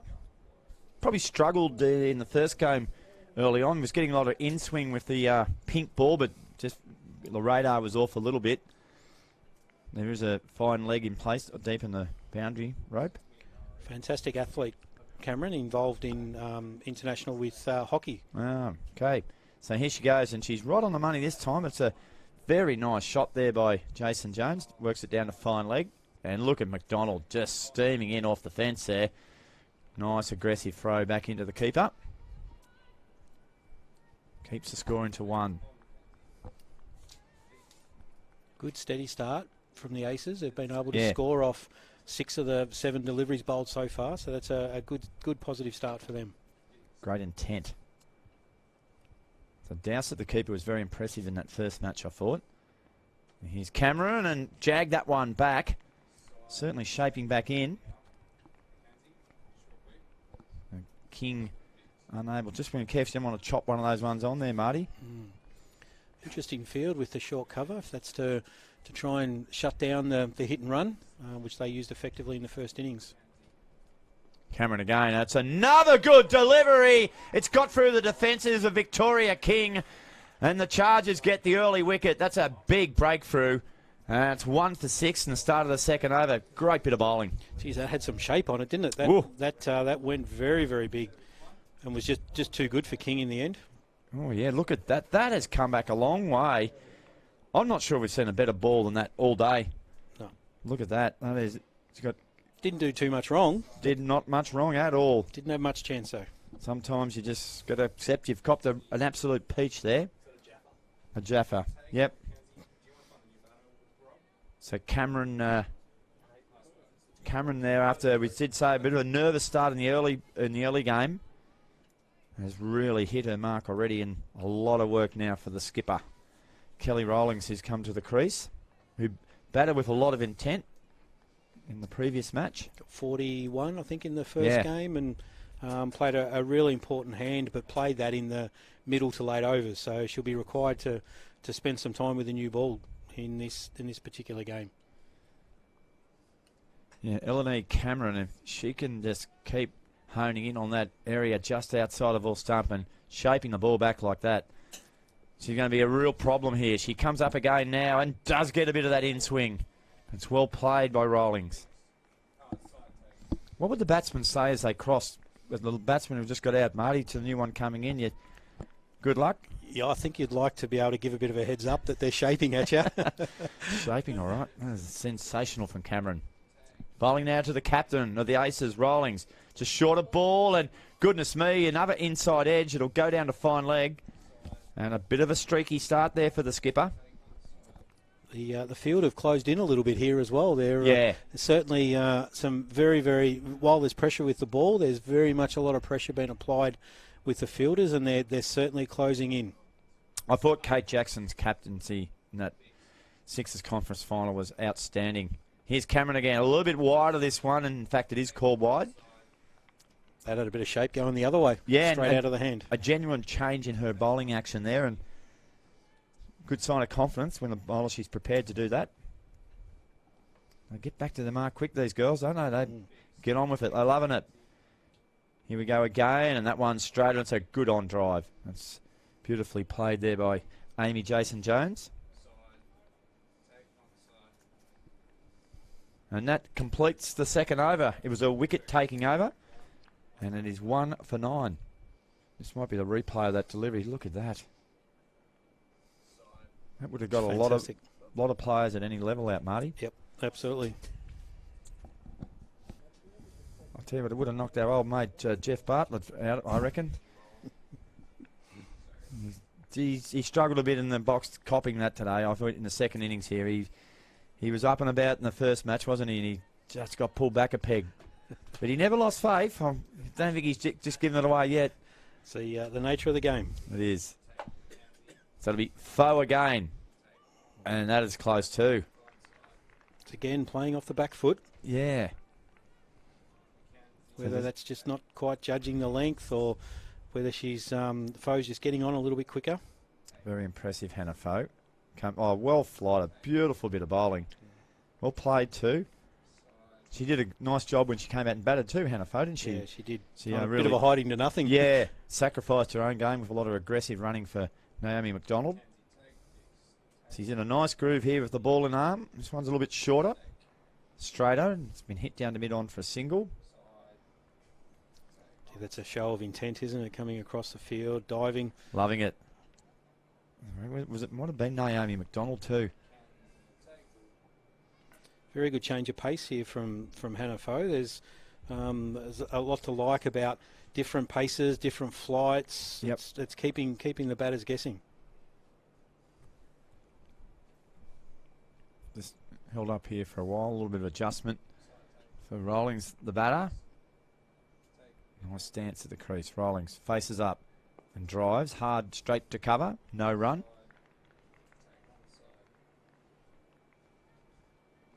So they've got a couple of spinners, the Chargers, so they'll be looking to use them possibly early if this is the game plan. Yeah, Jackson, the skipper, bowled well. Foe finishes off, well, not quite a very good over. Just the one run coming for her at the moment. One for 10.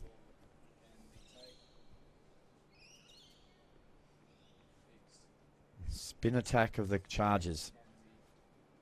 Foe again, tossed it up, steps back, cuts, misses, straight through to the keeper, end of the over, 1 for 10.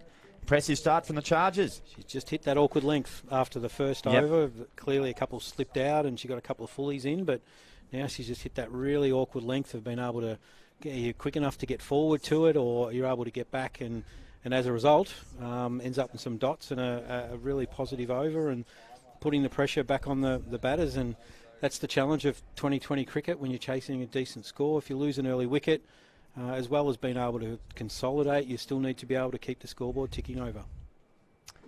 And Cameron will continue. Eleanor Cameron got a wicket in her first over. Runs up now, bowls, and again she's on that impeccable length. Going to be hard to stop there. It's well bowled and getting great support from the fielders. They're up and about. There's lots of energy in the field, lots of chatter, and clearly they've come to play.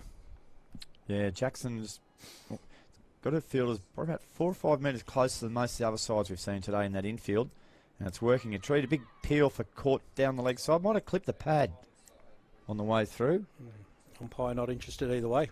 They must have just got a little bit of pad on that one. Look at that shape. Yeah, just off the 5 pad there. Good shape again. Through the air and also getting off the wicket. Yep. Can she just start one? Another 6 inches outside off stump. Bowls now. Oh, bit of a full bunger. Driven hard, but straight to short cover. Well fielded there. Bit of a missed opportunity from Jason Jones. Get the fully to be able to get that through the field. That was definitely a boundary in waiting if she was able to get it either side. Joe Borger at cover is a very good fielder. Here we go again. Beautiful straight drive. Deserved more than that. Only going to get a single. Beautifully played by Amy Jason Jones. Yeah, we saw Joe Borger. We obviously haven't seen a batter. We haven't seen a lot of the Chargers batters. We've only seen 3 today. But one brilliant underarm flick, wasn't it? Like Mark Warish. Here's Cameron. A Yorker delivery. Well played in the end. Kept the Yorker out, and they'll get through for a single. Rawlings read the situation pretty well there. Played and good running, and again good bowling, and she's able to hit her. She's hit her length now and hit her line, and getting good support in the field. Marty, would you continue Cameron for another over or 2 here, or we'll come back to that? It's a good drive. This one might get for the... No, it won't. Well fielded. Excellent work. They are giving nothing away in the field there. Sophie Mazros there was outstanding. I'll just come back to that question as we complete the 4th over. It's 1 for 13. With Cameron there, she's bowled so well and confidence play. But look, would you be tempted to run it through? We've got spinners to come. Yeah, I think so. I think particularly while the ball's still hard, clearly it's swinging for her. She's able to get some good shape on it. Then I reckon that 3rd over, particularly as the score rate now is starting to dribble up a little bit, I would be very, very tempted to give her a 3rd over. And I think Captain here has decided too that he'll keep bowling with Foe, who's just in an impeccable line at the moment. might be working on the theory a little bit of just trying to get the run rate up, and it becomes then a scoreboard pressure game. Yeah, and I think it's almost already there at this stage. So 140 of 95 balls. It's a big ask. Foe, Jason Jones on strike. Advances, hits it straight back at the bowler. Good shot for no run. Gee, I don't think they might have bowled one full toss in this inning so far. The bowling has been outstanding. Foe in a nice groove. It might be the wrong, and this time it's played straight back over the bowler's head. The fieldsman, Macdonald, comes around from mid-on and keeps the scoring just to 2 runs, I think it was in the end. They only got one. One. That's a great piece of fielding. Brilliant bit of fielding. So full of energy, Macdonald. 89 not out earlier on in the match. Driven through the covers. Good shot.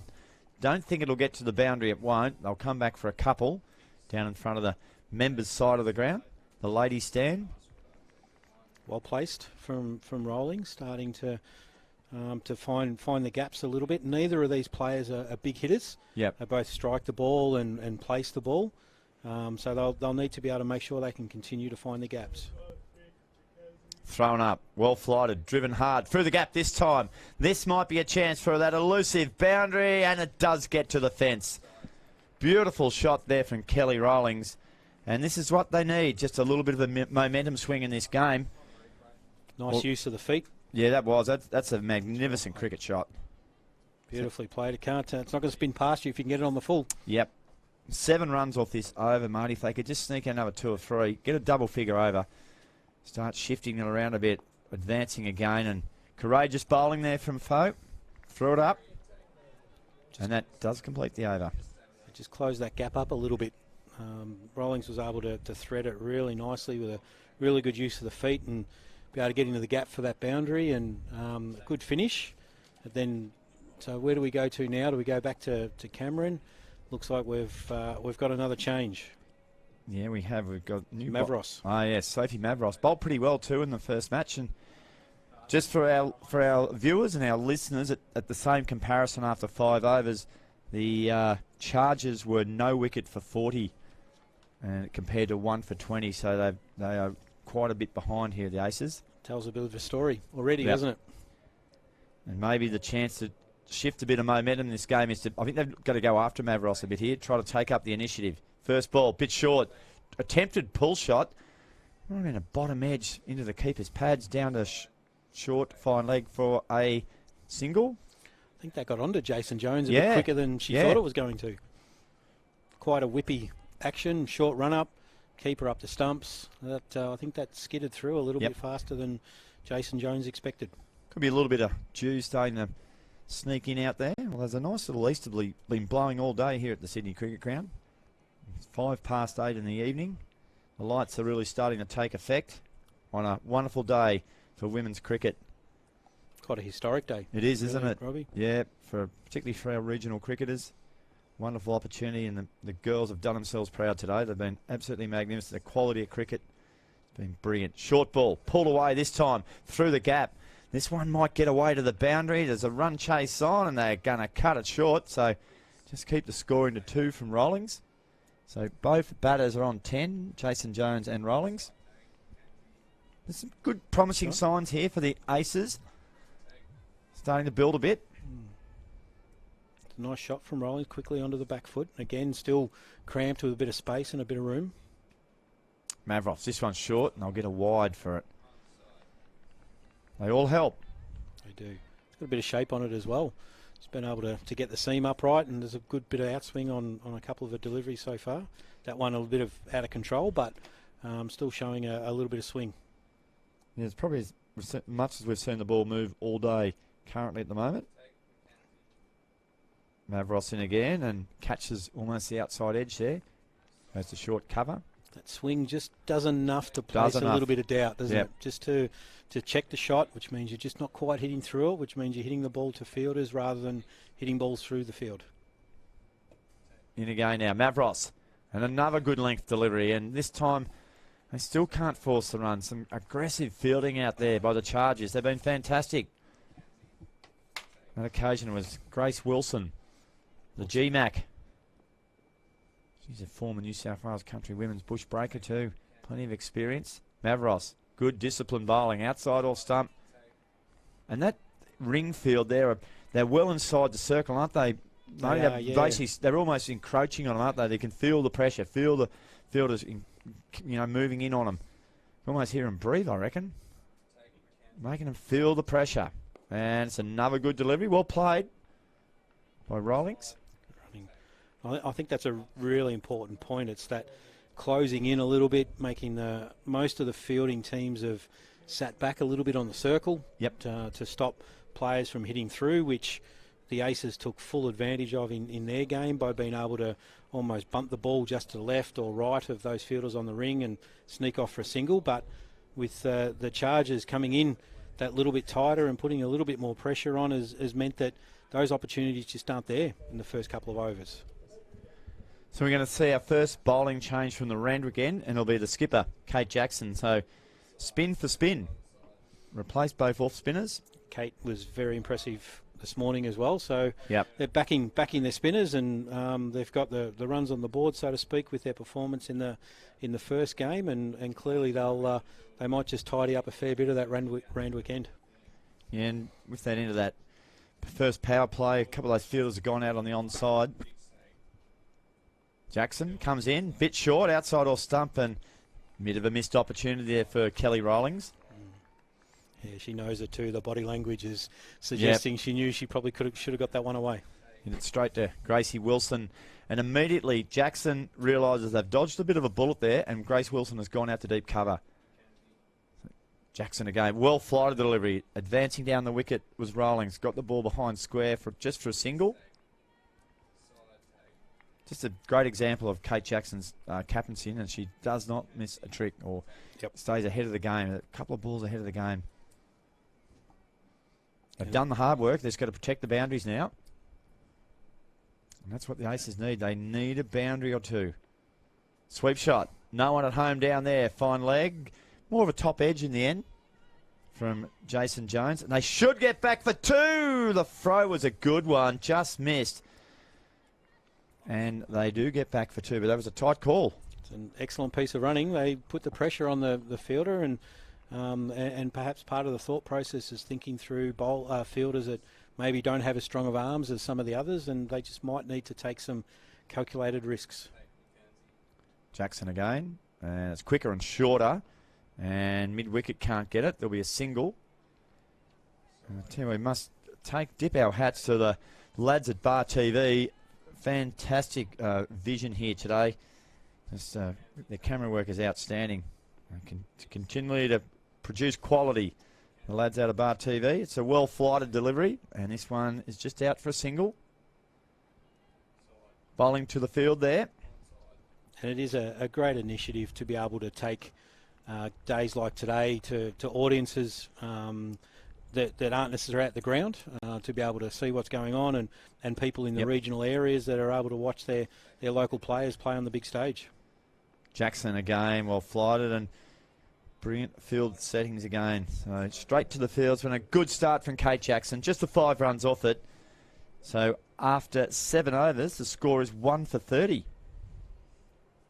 And the same comparison after 7 overs, no wicket for 56. So the gap's widening, Marty. It's sort of not going back the other way, is it? It is, and that run rate now is crept up over 9, almost at 9.5. So at some point in time, they'll need to stitch together 4 or 5 decent overs to be able to bring that back into something that might be a bit more manageable to attack in the back half of the innings. Yeah, Mavros started her first over in good fashion too, just conceded the 5, and they'll be happy to concede just 5 and over at the moment. The target is much larger than that. Mavros bowls to Rawlings, and she has a bit of a swing at it. Keeper has a shot at the stumps. No run. I don't think they've bowled a ball down leg yet, have they? It's been outstanding. They've just held their line, and even with the ball swinging around a little bit, they've been able to keep control. So Mavros, it's a very short run, and it's on target again, just going down leg, no appeal. Maybe shy at the stumps at the bowler's end, but they'll get through for a leg bye. It's been a very disciplined bowling performance. I like the way that Mavros bowls. I didn't see her bowl this morning, but Yep. that short, power-packed run-up. Bowled from the other end, bowled from the Randwick end in the first game. This time, clean bowl. It got to that desperate stage.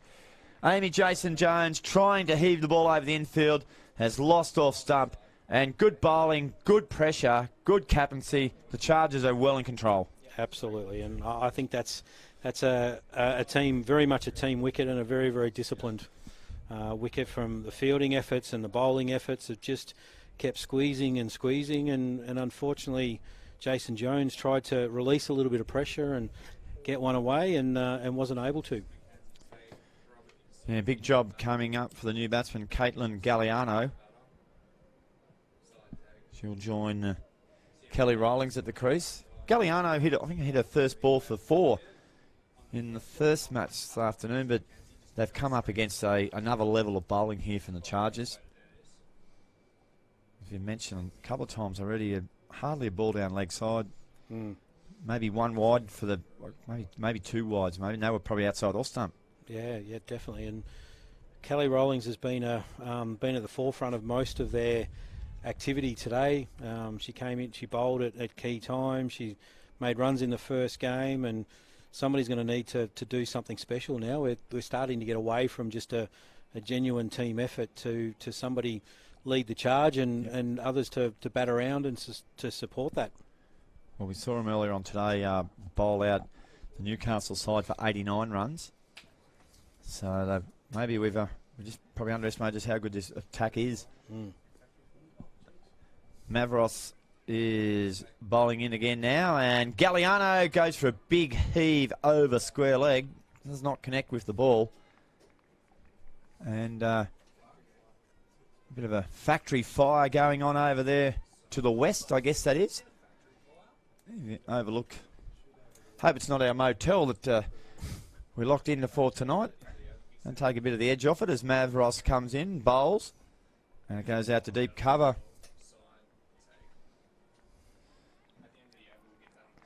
Hope it's not Marty Groney's penthouse that he likes to frequent when he's in town. The smoke's indicating that a few clues that it could be. we won't just there. We hope everything's okay there, but seems wherever we go, the bloody fires at the moment. Now here's a nicely judged run by Kelly Rawlings. Just moves up to 14, but another good over, Martin. Excellent bowling, isn't it? 2 for 33 after 8. Able to get signals, but not much more than that. So that we're now at 10 runs and over.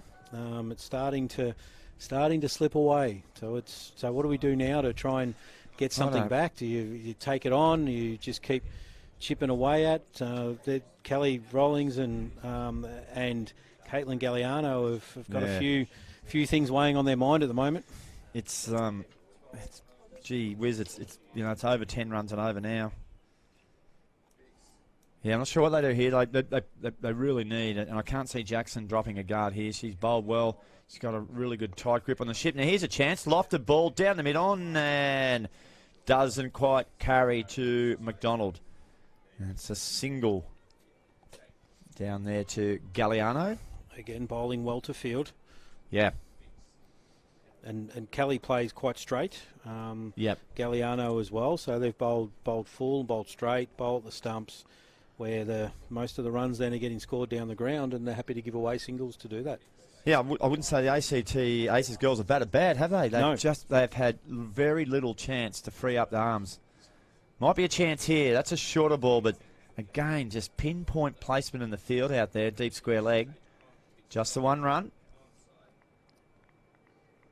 And every ball that there's only a single, it just makes it harder and harder here for the Aces. Very disciplined so far, and it's paying off in spades. Jackson in again. A little bit shorter, and it's got whacked straight back. They're going to take on the fielder here. The ball throw will go to the keeper's end. They are well and truly home. So Rawlings on to 16. Galliano's got 2. Jackson now just moving a field 3 or 4 metres here and there. Got a deep cover. She's busy, isn't she? Oh, does not miss a trick. You wouldn't. Oh, good pull shot there, but again, it's gone straight to a fielder. Yeah, good luck trying to sneak home in the Jackson household. She'd greet you. Well protected down the ground, well protected to the side for the shorter ball. They're very well planned, very well organised. So she's running up now again, and bowls this time it's short and through the gap, but straight to the sweeper. So just giving up singles here at the moment. And Jackson's happy to do that. Of course, a very valuable member of the Sixer team up in the mid-north coast. Kate Jackson with the community cricket team. She's in again now to complete her second over, and it'll finish with a single. So 6 singles off the over. Good bowling. But Marty, it's just not making too much impression on the scoreboard at the moment. 2 for 39 after 9 overs. Keeping in touch though, that's 6 singles, so it's scoring off each ball and being able to keep in touch, and maybe that's the game plan against the better bowlers, but they'll need to work out who they're going to attack, and they'll need to have a little bit of success. So we've got another change now, and this looks like Georgie Martin, is it, coming into bowl? Yep. She bowled well too.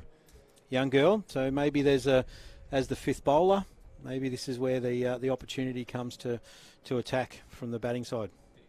So at the same time after 9 overs, the Chargers were no wicket for 73. And so it's a differential there of 34 runs. The longer this game goes, the more Naomi Macdonald's performance stands out, isn't it? Yeah, it absolutely. Shows how much of an impact she's had on today. Yeah, 43 not out in the first game in the Sixers conference final. And then, of course, 89, a brilliant 89.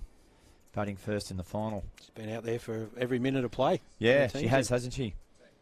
So, Georgia Martin bowls, and it's wide outside off stump. It's a thick edge that goes down the short gully, no run.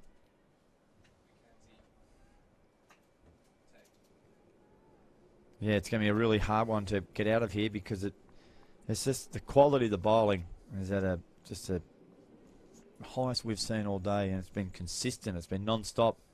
Hardly a bad ball. Martin comes in, shorter, cut away. But the sweeper's there. Just a single. Again, a key part of the Chargers' attack here has been that they haven't bowled so much at the stumps. Tended to bowl that line just outside a little bit more. That other teams during the day that have bowled at the stumps have been picked off a bit more through the leg side, whereas the Chargers have bowled that 5th, 6th stump line at times. Rollings on strike, drives hard. But once again, it'll be Grace Wilson who mops up out there on the deep cover rope. She hasn't batted or bowled today, but my goodness, she's played a big part in the field. She's been very good in the field. Yeah. Very lively. Great athlete. Of course, she's also been a former New South Wales bush breaker. That'll be a wide. So a handy run for the Aces. Nearly 10 overs down. Well, very shortly we'll have Jack Clifton rejoining the commentary box alongside Martin Garoni. He'll be pretty happy as a member of the Coffs Coast Cartel up that way. And doing themselves very proud. And a little misfield there, but just have a look at that. Grace Wilson coming in off the boundary, backing up her teammate there. Full of energy. He snuffed out any opportunity to steal a second run. There was no chance at all. Be a while since we've seen a boundary. Very disciplined over this one from Georgie Martin as well. So Martin comes up again now. That's wide out off stump, and that's a commentator's curse there. Always the way. So it's not a bad mistake. She's certainly got a plan. Talk about mid-off going back here. Yep, Jackson all over it. Just not going to concede a boundary late in the over. Happy to give away another single. Pretty sure this will be pretty full and attacking. Georgia Martin bowls. It's a little bit shorter, pulled away, but deep mid-ons there. Trying to find a gap in that Richmond defence, isn't it? There's no holes there.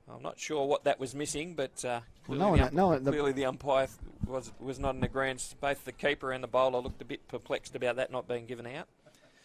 But again, great bowling and stump to stump, making it really difficult for the Aces to get the ball away. Martin comes in over the wicket, pitches up outside the off stump, and it's been cut through that third man region, going down towards the boundary for 4. It wasn't conventional, but it doesn't matter. It's still 4 runs. Doesn't matter how they come, and it's a valuable 4 runs for Galliano and also for the ACT Aces. They're 2 for 55. Yeah, nice little outside edge there. Not where she intended it, but you're going to take the boundary, and obviously that then gives them a little bit of momentum. So another good delivery there from Martin, just a bit unlucky. Drew the outside edge, raced away for a boundary down to third man. 6 off the over, 2 balls remaining. Martin comes in short again. This one is slapped backward of square leg. They'll come back for a second, will they? They do. That's a good piece of running. They need to do more of that. It takes a direct hit and bobbles away, but no chance for an overthrow there. Another nice piece of fielding there from Naomi Macdonald down there at fine leg. And good piece of running there from the Aces, getting back for the second. So a nice little over coming here for them. If they can finish this off with a boundary, it keeps them in the game. Exactly what they need. Martin comes charging in. And back and punches this one just wide of mid-off. It's a diving stop, and it will just be the single. So when they've been put under pressure, this Chargers outfit, they've been able to rise to the occasion. 9 from it. There is 12 overs gone, 2 for 58. Galliano 16 from 17, and Rawlings 21 from 29. That required run rate 11.9. It's almost kind of getting out of reach at the moment, Marty. Yeah, 12 and over for an extended period is always difficult, and especially with the way that this attack is bowling, they're making it very, very difficult for the Aces team to actually get momentum. That was a better over, but again, below the rate that they need, and every over you don't get up there, you're chasing more and more. And again, the lady that's had a fantastic day, Naomi Macdonald, coming on to bowl here and bowled really well in the first game too, got a couple of wickets, and she'll be looking to do the same for her team again here with the ball as she did with the bat in both games. Yeah, 2 for 15 off 4 overs in the conference final, and then came out with a masterful innings with the bat and laid the platform for the 152 scored by the Chargers, as this one's driven in the air. I'm not sure if that was a catch or whether it was a bump ball, but it was hit straight to cover. I think that was a catch. And probably should have been taken, Martin. Probably a bit of a dolly. And her opening partner, unfortunately, Katie Rowlands, dropped that one on her. So straight in the breadbasket and back out again. She comes in now. This ball's down the leg side. An attempted sweep shot isn't able to garner any runs. So a couple of dot balls to start. I think he's given that one a wide, just sliding down leg. So, but again, Dowsett doing a good job behind the stumps. There's been no letting no runs through. Macdonald in short and pulled across the line, but straight to mid wicket. Just haven't been able to get their timings right in this run chase of the ACT Aces. Pretty much from ball one, they've struggled to regularly middle the ball and find the gaps. Macdonald prances in once more, wide of the off stump, driven out through cover. Played with soft hands, but just a single again. And again, Macdonald doing a great job here, making the batter create all the pace on the ball. She's taken all the pace off the ball, not giving the batter anything to work with, and these two are struggling to generate power into their shots. Macdonald comes in and forward and driving as Rawlins, just to the right of the fielder at point. No run. And again, dot balls and one run balls, really building pressure here for the Aces, and this is a very clinical, as they did with the bat, very clinical performance with the ball. Macdonald in once more. This one thrown up, given much more air, but again hits straight to that fielder at short mid wicket. So just the 2 from the over so far. It's been a miserly over from Macdonald. You can see the frustration building now with the batters. So this one's wide down the leg side. That should be called a wide. It is, so that ball need to be rebowled. Another run to the total. But you just have to wonder where the the big shots are going to come from the Aces as well. They haven't really looked like hitting one through or over the boundary in these last couple of overs. And they're at the stage now where they need more than one, so they really need to be trying to get a boundary in the first or second ball of an over and then backing it up with another one later on. Macdonald gives this one air. It's punched just wide of long on. They should be able to come back for a second. They're going to take on the arm of the fielder out in the deep. It's a decent throw, but they're able to scamper back. Galliano doing her best to get her bat in ground. So they get a couple off the last ball of the over, but unfortunately it's not really enough. 13 overs gone, 2 for 63. Galliano 17, Rawlings is 23. That required run rate for these final 7 overs, 12.9. Almost out of reach now. 13 and over. You need minimum 2 boundaries, and then you need to be picking up runs off all of the other deliveries in and over as well. So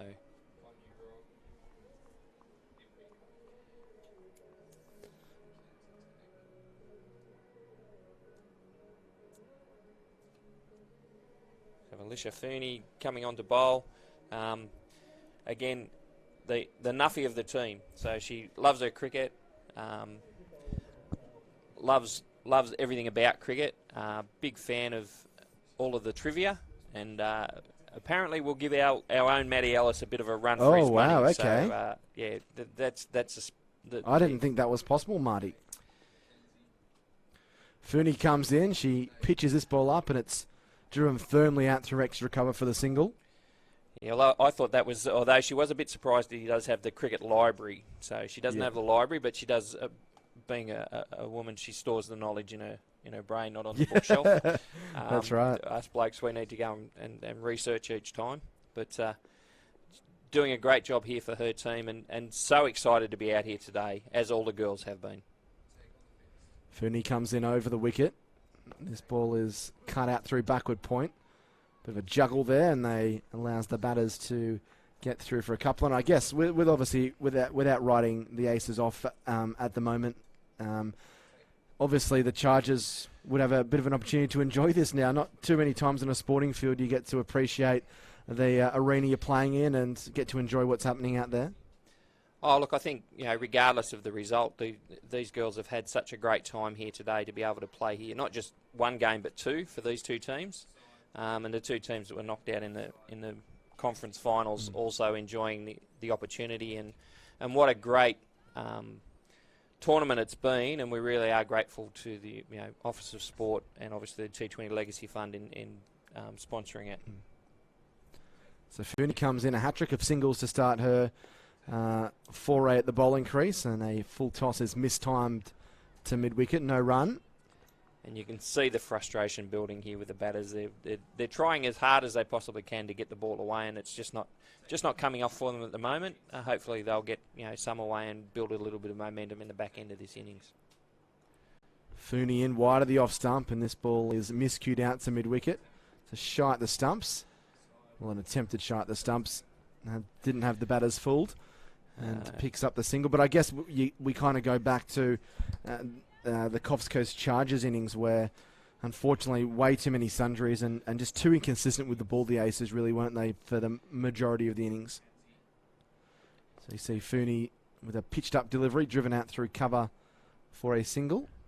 Definitely, and the discipline in the bowling, as we know in T20, is key.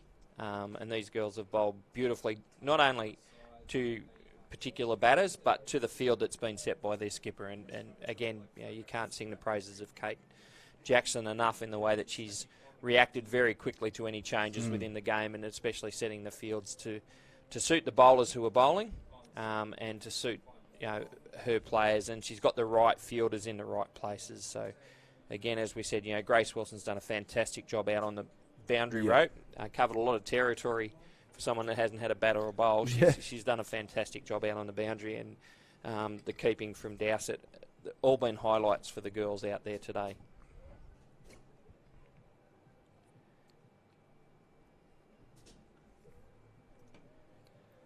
So the batters just get some refreshments and get a couple of sips of water before they retake their guard. It is going to be Macdonald continuing 5 from her first over. There's a good over, a couple of wides in those 5 runs as well, so the batters did find it extremely difficult to get her away. Looped up outside the off stump, driven out to the sweeper in the deep on the offside. In that cover point region, so just a single, although it's not going to be just a single because they're going to take an overthrow and get another one. So a couple of bonus runs there for the ACT side, 2 for 70. Yeah, not the time you needed a direct hit, but again, aggressive fielding though. Coming in off the boundary foe there, just unlucky that's clipped the stump on the way through, but really good aggressive fielding. Macdonald in over the wicket, it's short and it's hammered in the air out towards the boundary. There's a fielder coming in, but it was a bit of a, wouldn't say a mix-up, but maybe misjudged the ball in the air there, and it lands safely in the end for a single, but there's an opportunity there for the Coffs Coast side. I think both of them were charging in and probably put each other off. Probably wasn't going to get there in the end. Short and wide outside the off stump, cut in the air. It was catchable height, but knocked down there by Riley O'Loughlin, fielding in that backward point position. She's creating some problems, isn't she, Macdonald? It's been a good piece of bowling, particularly in this over. As she gives this one air, and it's tonked out towards deep mid-wicket for the single. But like you mentioned, Murray, they're trying. It's not through a lack of effort from the ACT, but they just can't seem to get that one right out of the middle, that big shot that's going to sail over the rope or crash for a boundary. And they're just not getting that bad ball from these bowlers. They're doing a fantastic job keeping it tight and making it really difficult for them to play the big shots. This one pulled out to short mid-wicket, no run. So even with this over, 1 ball remaining, only 4 have come from it. So Macdonald figures of none for 9 off 1.5 overs after a brilliant half century, which was almost a century. If she'd not picked out the fielder on a couple of those occasions, she probably would have celebrated 3 figures. She bowls here. This one's driven on the up, and it's palmed down by the fielder at extra cover, but they do scamper through for a single. So Galliano retain the strike. She's 24. Rawlings is 26. 5 from the over, and there's 5 overs remaining. 2 for 73. 80 needed from 30. That required run rate 16 per over. Yeah, really making it difficult for the Aces now. And you can't sing the praises of the Chargers and the way that they've conducted themselves with the bat, batting in partnerships and now in the field. And it's a real team effort. Like, everybody's contributing either in the field or with the ball out there at the moment. And they're up and about, which is, you know, obviously you can be when you've got a good score on the board, and they're bowling really well. And these two girls with the bat, Galliano and Rawlings, are trying everything they can, and they're just not able to get the ball away at the moment. Fooney comes in, pitches up on middle stump, but it's mistimed out to cover. And although they've struggled to score runs quickly, we've got Galliano unbeaten on 24 and Rawlings on 26, so they've been able to spend some time out in the middle, Marty, of this great SCG ground and get some runs for their team. Yeah, they've actually, spent some time in the middle out there, and they are putting, as much effort as they possibly can into it, and I think that's a wide, and they've got an extra run there, so just a bit of a fumble there from the keeper down the leg side, but she's done a great job like this, getting across to knock those down. So that takes the score out to 2 for 75. This one's short, and it's thumped out to deep square leg for the single by Rawlings on that occasion. Just over the top of the keeper, but good backing up again there from the Chargers, keeps it to just a single. So Fooney into her second over. She's got none for 8. So she's got an opportunity to get a breakthrough and have a bit of leave her imprint on this game. It's a wide delivery that probably should have been left because it was going to be a wide and a half probably, but she splashes it straight to point. And again, nice fielding.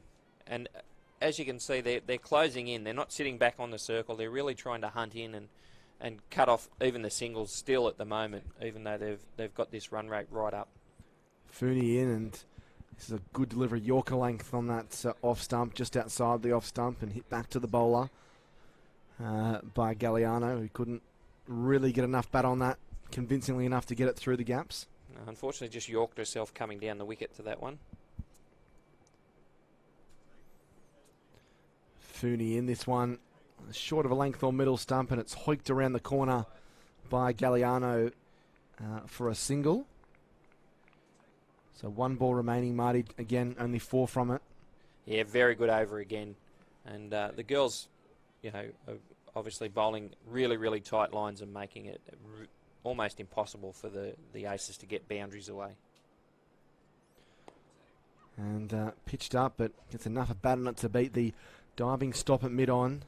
And the sweeper out in the deep is able to clean it up. So 5 from the over. Not what the ACT Aces would have wanted, and you'd have to say that their campaign is going to be coming to an end. That required run rate up to 18.8 and over. There's Rawlings on 28, Galliano on 25, 2 for 78 in pursuit of 152. And we've got 4 overs remaining, and it's been good bowling all round. Foe 3 overs, none for 13. Cameron 2 overs, 1 for 7. Mavros 2 overs, 1 for 7. Jackson, the captain, 3 overs, none for 15. Martin, 2 overs, none for 14. Macdonald, 2 overs, none for 10. And Alicia Fooney, 2 overs, none for 10 as well. So it will be Macdonald to continue. She's going for just 5 runs per over. Certainly has to be the odds-on favourite for the player of the match, you would have to think. I think she given plenty of probably air. had that tied up after her batting innings, and she's backed it up here with the ball, and obviously backed up by the rest of her team. Bit of a full toss there, punched back over the bowler's head, but again, fielders hunting in and keeping that to a single. That brings Galliano back onto strike. She's 25 from 31. Macdonald in, short down the leg side, and this ball is slapped backward of square leg, but as has been the case ever since the end of the power play, where they've had the fielders out in the deep, haven't been able to find the gaps consecutively enough to really cause the Chargers too much grief. Macdonald in, this ball is driven down the ground, lofted. It lands safely away from the fielder at long on. Again, just the single. They're doing it in ones. They really need to find a boundary. But as we've said continuously, the fields have been really, really well set.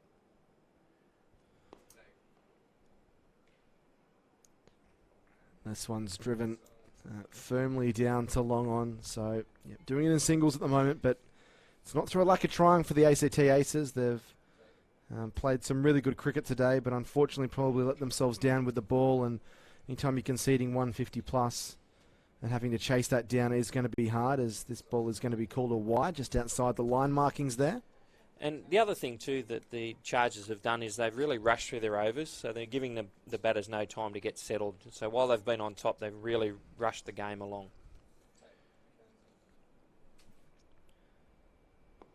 And again, trying to go for that Yorker length or middle leg stump, spearing the ball in.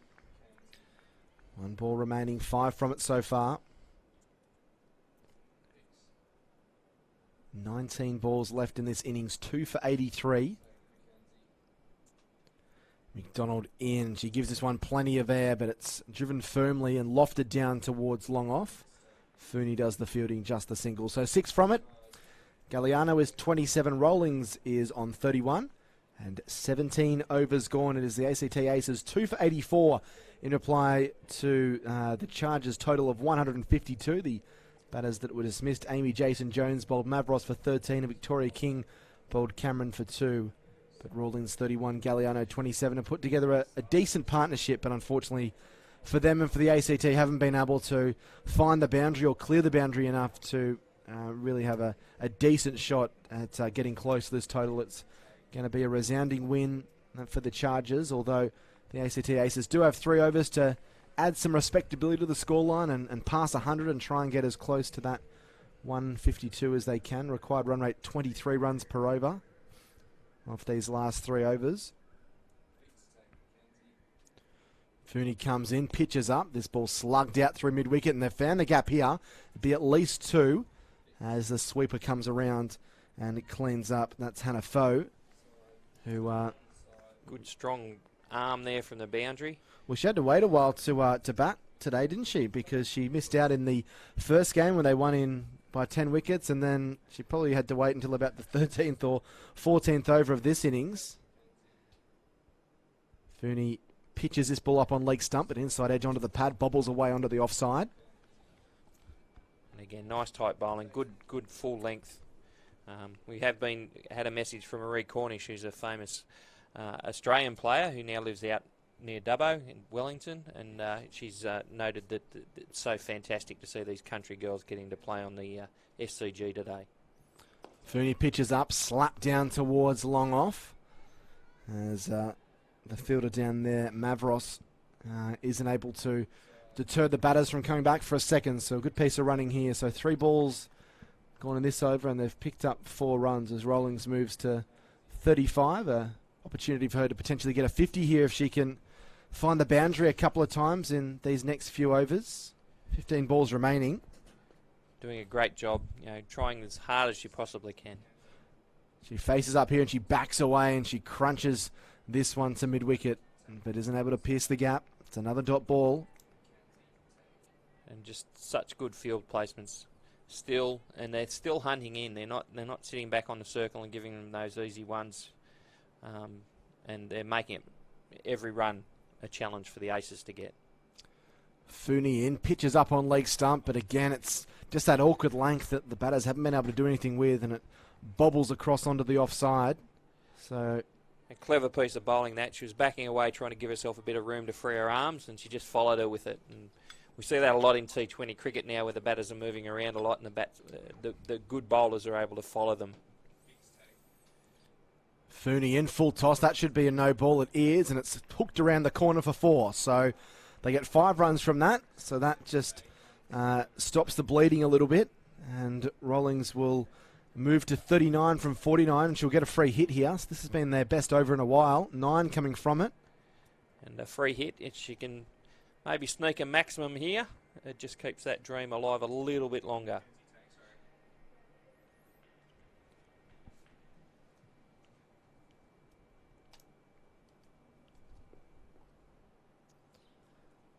Fooney comes in over the wicket off the free hit. This ball's crunched out in the deep. It's struck pretty decently, but probably struck a little bit too well for the sweeper out there, though the misfield allows them to come back for a second. But good backing up stops it from getting any further as Rawlings moves to 41. That spin on the second bounce again, which catches you out. Doesn't matter how long you've played cricket. I think you every time that happens, you tend to run to where the ball is, and it's always going to go that bit away from you when it bounces that second time, when it's sliced that high in the air. So a bit of a fumble out there, and again, good running, getting back for the second. So Galliano will be on strike. She's 27 from 33. Rawlings is 41 from 50. And they're now 2 for 95 with 58 required from the final 12 balls. And Alini Cameron's going to come back into the attack. She bowled 3 overs earlier in the innings, figures of 1 for 18. So one of the 2 wicket takers in this Chargers side for this evening's game. Bit of a hold up here. I'm not sure what the umpires are checking.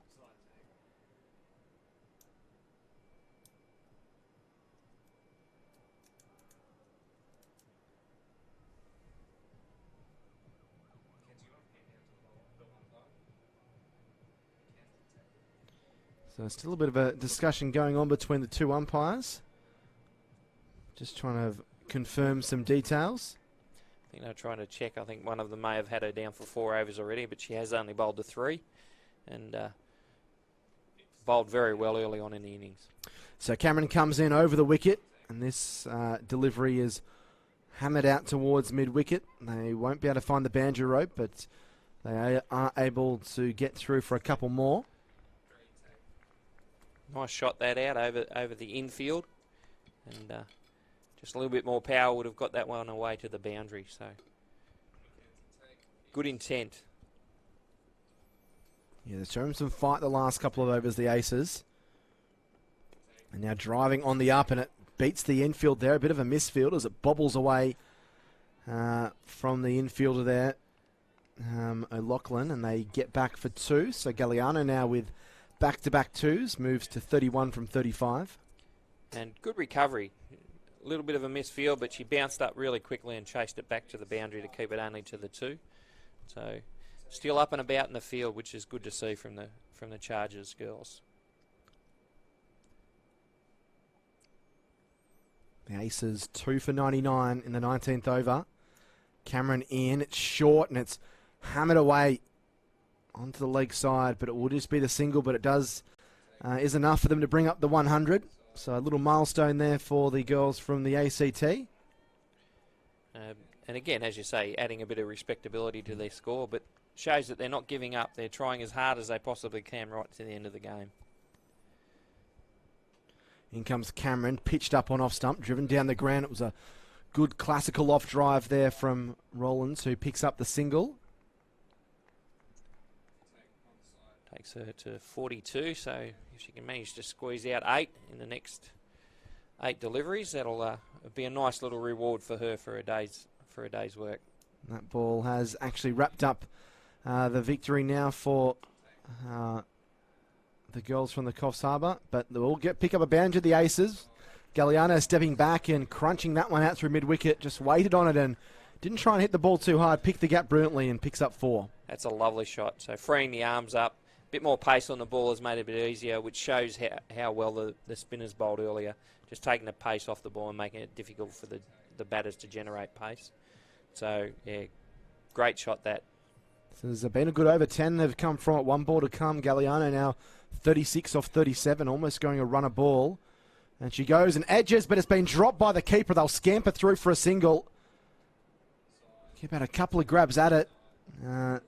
They're Dowsett, I think it is, the woman behind the stumps. Probably her only blemish for the day. She's actually kept pretty well. She's probably maybe just a fraction close for that catch. The ball hadn't been getting through and she's moved up a little bit, and that one actually did get through quite nicely. But yeah, a good healthy edge. So she did well probably to cut that off, and it could have easily flown away for a boundary. So the last over of the innings coming up, and it's going to be Sophia Mavros to get the chance to bowl the final 6 balls of the innings. 2 for 106, so they've already wrapped up the victory here in the Women's Regional Bash Final, barring something other than a miracle here, but the ACT Aces will be looking to trying to get as many runs as they can and push that total up and try and aim for a total around 120 or so. Get as close to that 152 mark of the Chargers. Be nice for them to finish off with a couple of boundaries just to finish off their day, and hopefully the captain can maybe sneak a 50.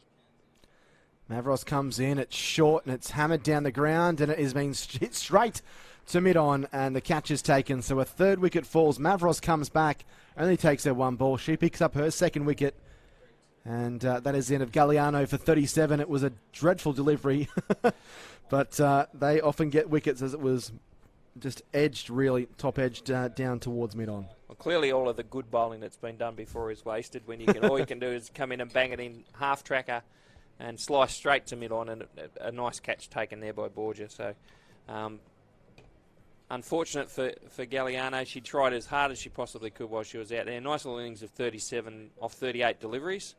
And the new batter coming in will be, is that Janet King? Yeah, I think it might be. Yeah, Janet King is the new batter in, so she doesn't have long to acclimatise herself to the conditions. Only 5 balls remaining. It's always a difficult time to come in and bat. The game's over for your side, and you've only got 5 balls to do something with. So difficult time for her to come in and bat. But hopefully she can get it away for a couple of runs and feel like she's had a good day out at the SCG.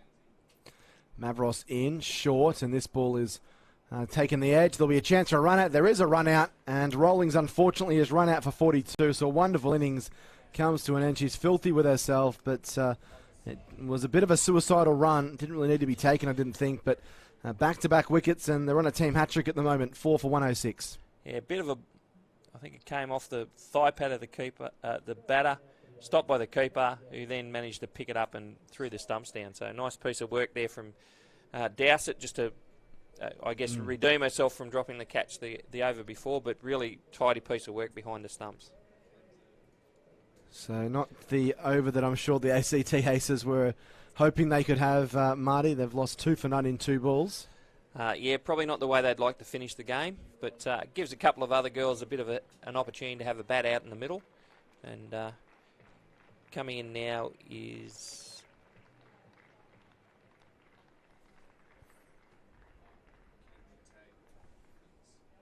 Not sure. Numbers are a little bit different to the numbers that we were previously given. But yeah, Medalia is the new batter coming in.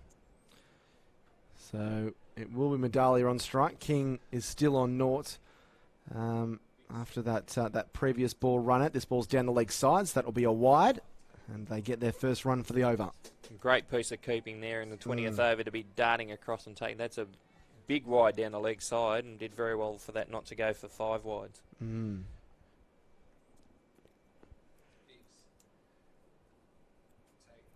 Mavros charging in once more. This ball is edged down towards the leg side, just dug out a bit of a French cut, if you will. They think about a second, but they won't get it. Medalia is off the mark. She goes to 4 for 108.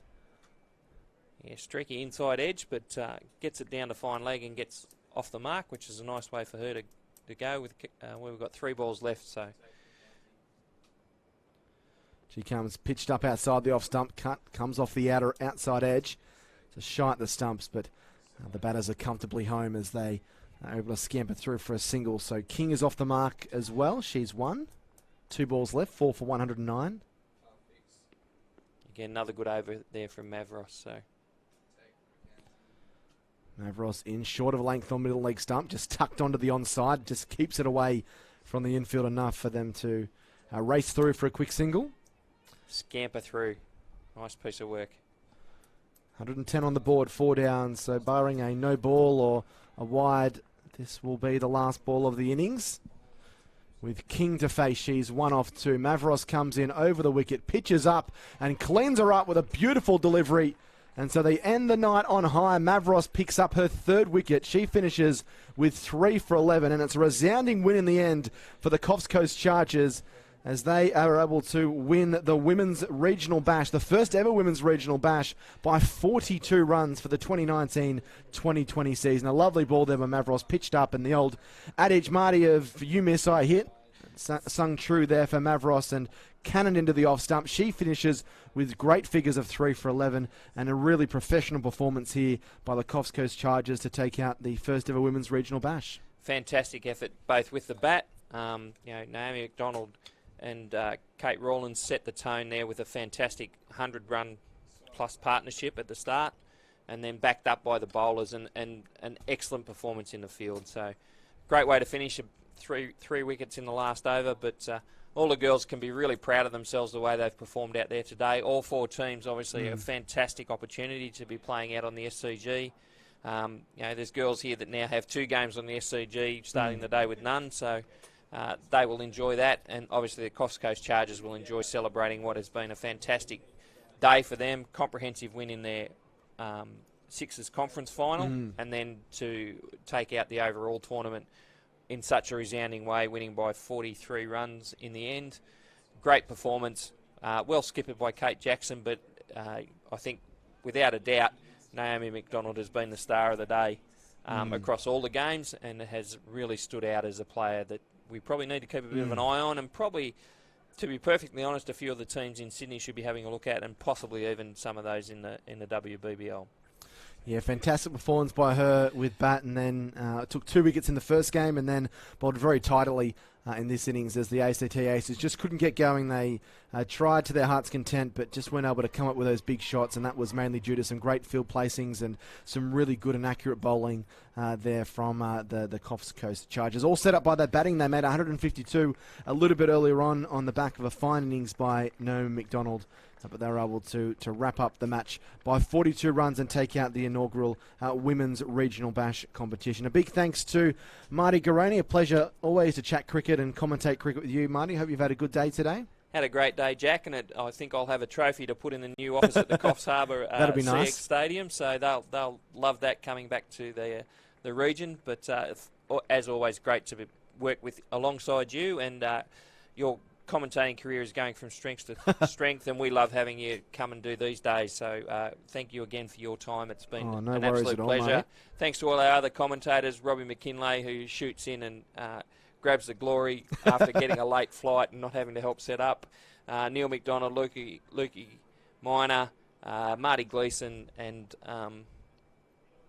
our other commentators have done a fantastic job today. So really appreciate their work, and look forward to the men's finals here on Sunday, on Australia Day. So looking forward to that. Yeah, that should be a fantastic day. So make sure you stick close to the Cricket New South Wales Facebook page. That'll be streamed all on there, much like today. We hope you have enjoyed the coverage, and thanks for supporting cricket in New South Wales. But it is the Chargers that are winners of the 2019-2020 Women's Regional Bash.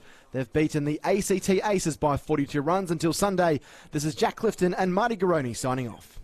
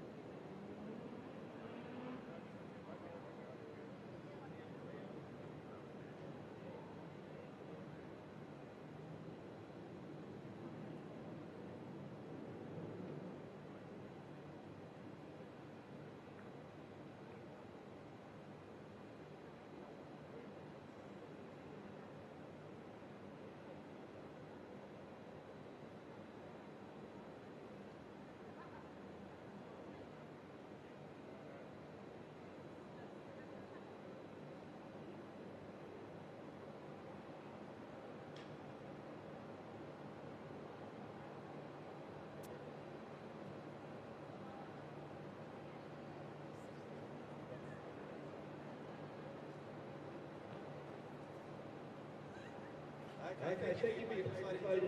It's a wonderful night tonight. It is the inaugural New South Wales Women's Regional Bash. We want to make sure we capture every single moment for prosperity for all of the wonderful players we've had here today and for the New South Wales spectators. Thank you all for coming along today. It's been a great day all round, and we want to thank all the teams that have participated, not just tonight but throughout the season and they made their way here, and especially the Newcastle Blasters and Illawarra Flames, who played a bit earlier today. We also want to thank a number of our sponsors, and our main sponsor is the New South Wales Government, of which this competition couldn't get underway. As part of their $6 million legacy funding, as part of the T20 World Cup coming up here at the SCG and around Australia in the next couple of months, they gave $6 million to Cricket New South Wales, of which $50,000 went into this tournament to get it underway, and this will continue long and into the future for New South Wales cricket, because it is a wonderful tournament and a wonderful pathway for our regional women cricketers to be part of. So thank you to the New South Wales Government. Of course, thank you to the SCG Trust for letting us play here again at the finals. It's a wonderful venue, and I'm sure a great experience and a memorable experience for all the women who played on here today, and of course our umpires, which many have never officiated on this Hello Turf either. So a big round of applause for all the girls and the women who played here today. Thank you very much.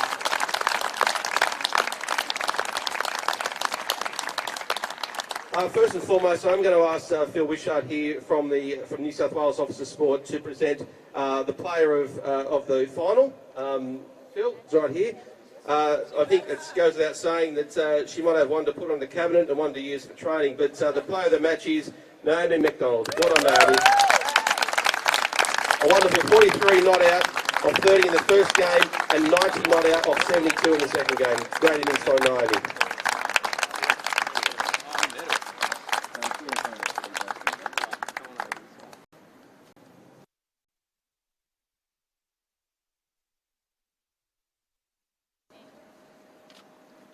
Fantastic memories for Naomi. Well done to Naomi.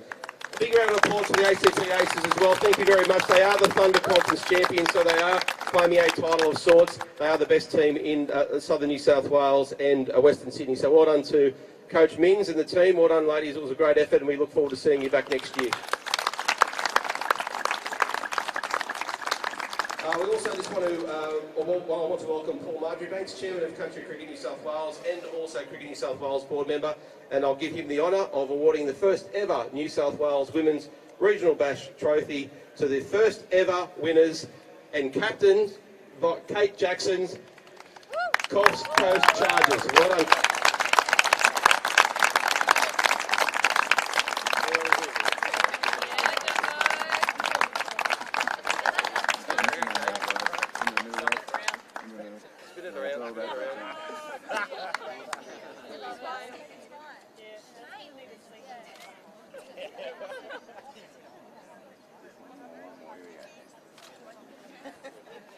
And I will get Kate to say a few words. Yeah, okay. Woo! Thanks, Ivan. Firstly, thank you to all the girls in my team, but all the girls that have played today. I think it's pretty obvious to all of us that we never thought in most of our lifetimes we'd see this happen. So it's been a really fantastic experience to play on the SCG. Thank you to the New South Wales Government, and thank you to the SCG Trust. And thanks most of all to all the parents that followed us down here today for every team. Without your support, I know that a lot of the girls wouldn't be here, and we really appreciate you guys turning up. So thank you very much. Yeah, now before you go, Kate, pop that back down there. I'll get you back on the mic, and I'll get Paul to present each of the players with their medal, and you can just call them up one at a time. Naomi Macdonald. Grace Wilson. Is that right? Kate Rollins.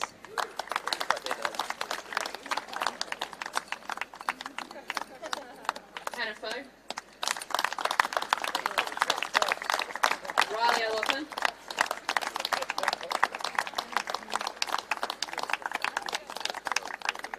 Kirsha Dowsett.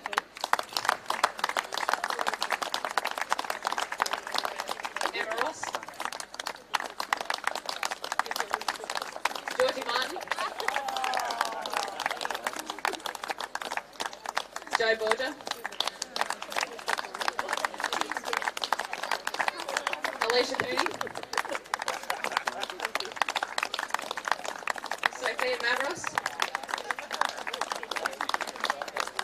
Melanie Cameron.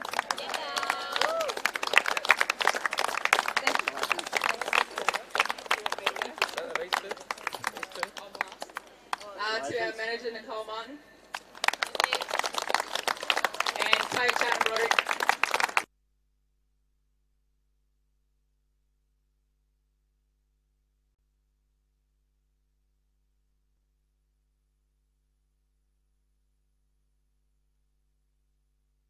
If you want to just gather around in front of that sign there, we'll get Kate to hold up. And those who want to take photos, by all means, please do that.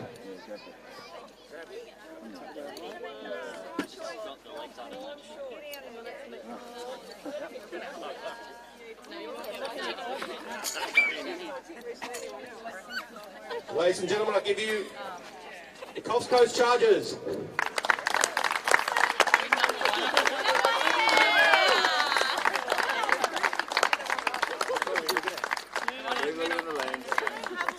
Place to go again. Good stuff, big smiles.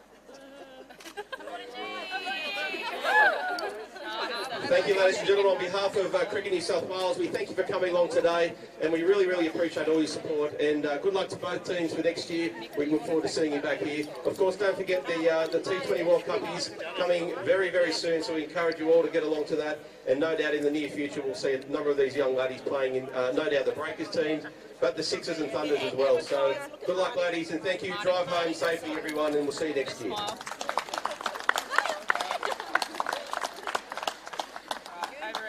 at Emma's mother. Special. Beautiful. I'm sure if you'd like a photo with the trophy, you may get one. Anyone else?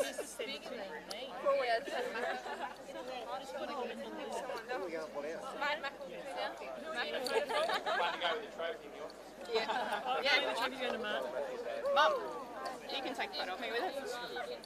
You got to take a photo of me. Marty's gonna. Another one.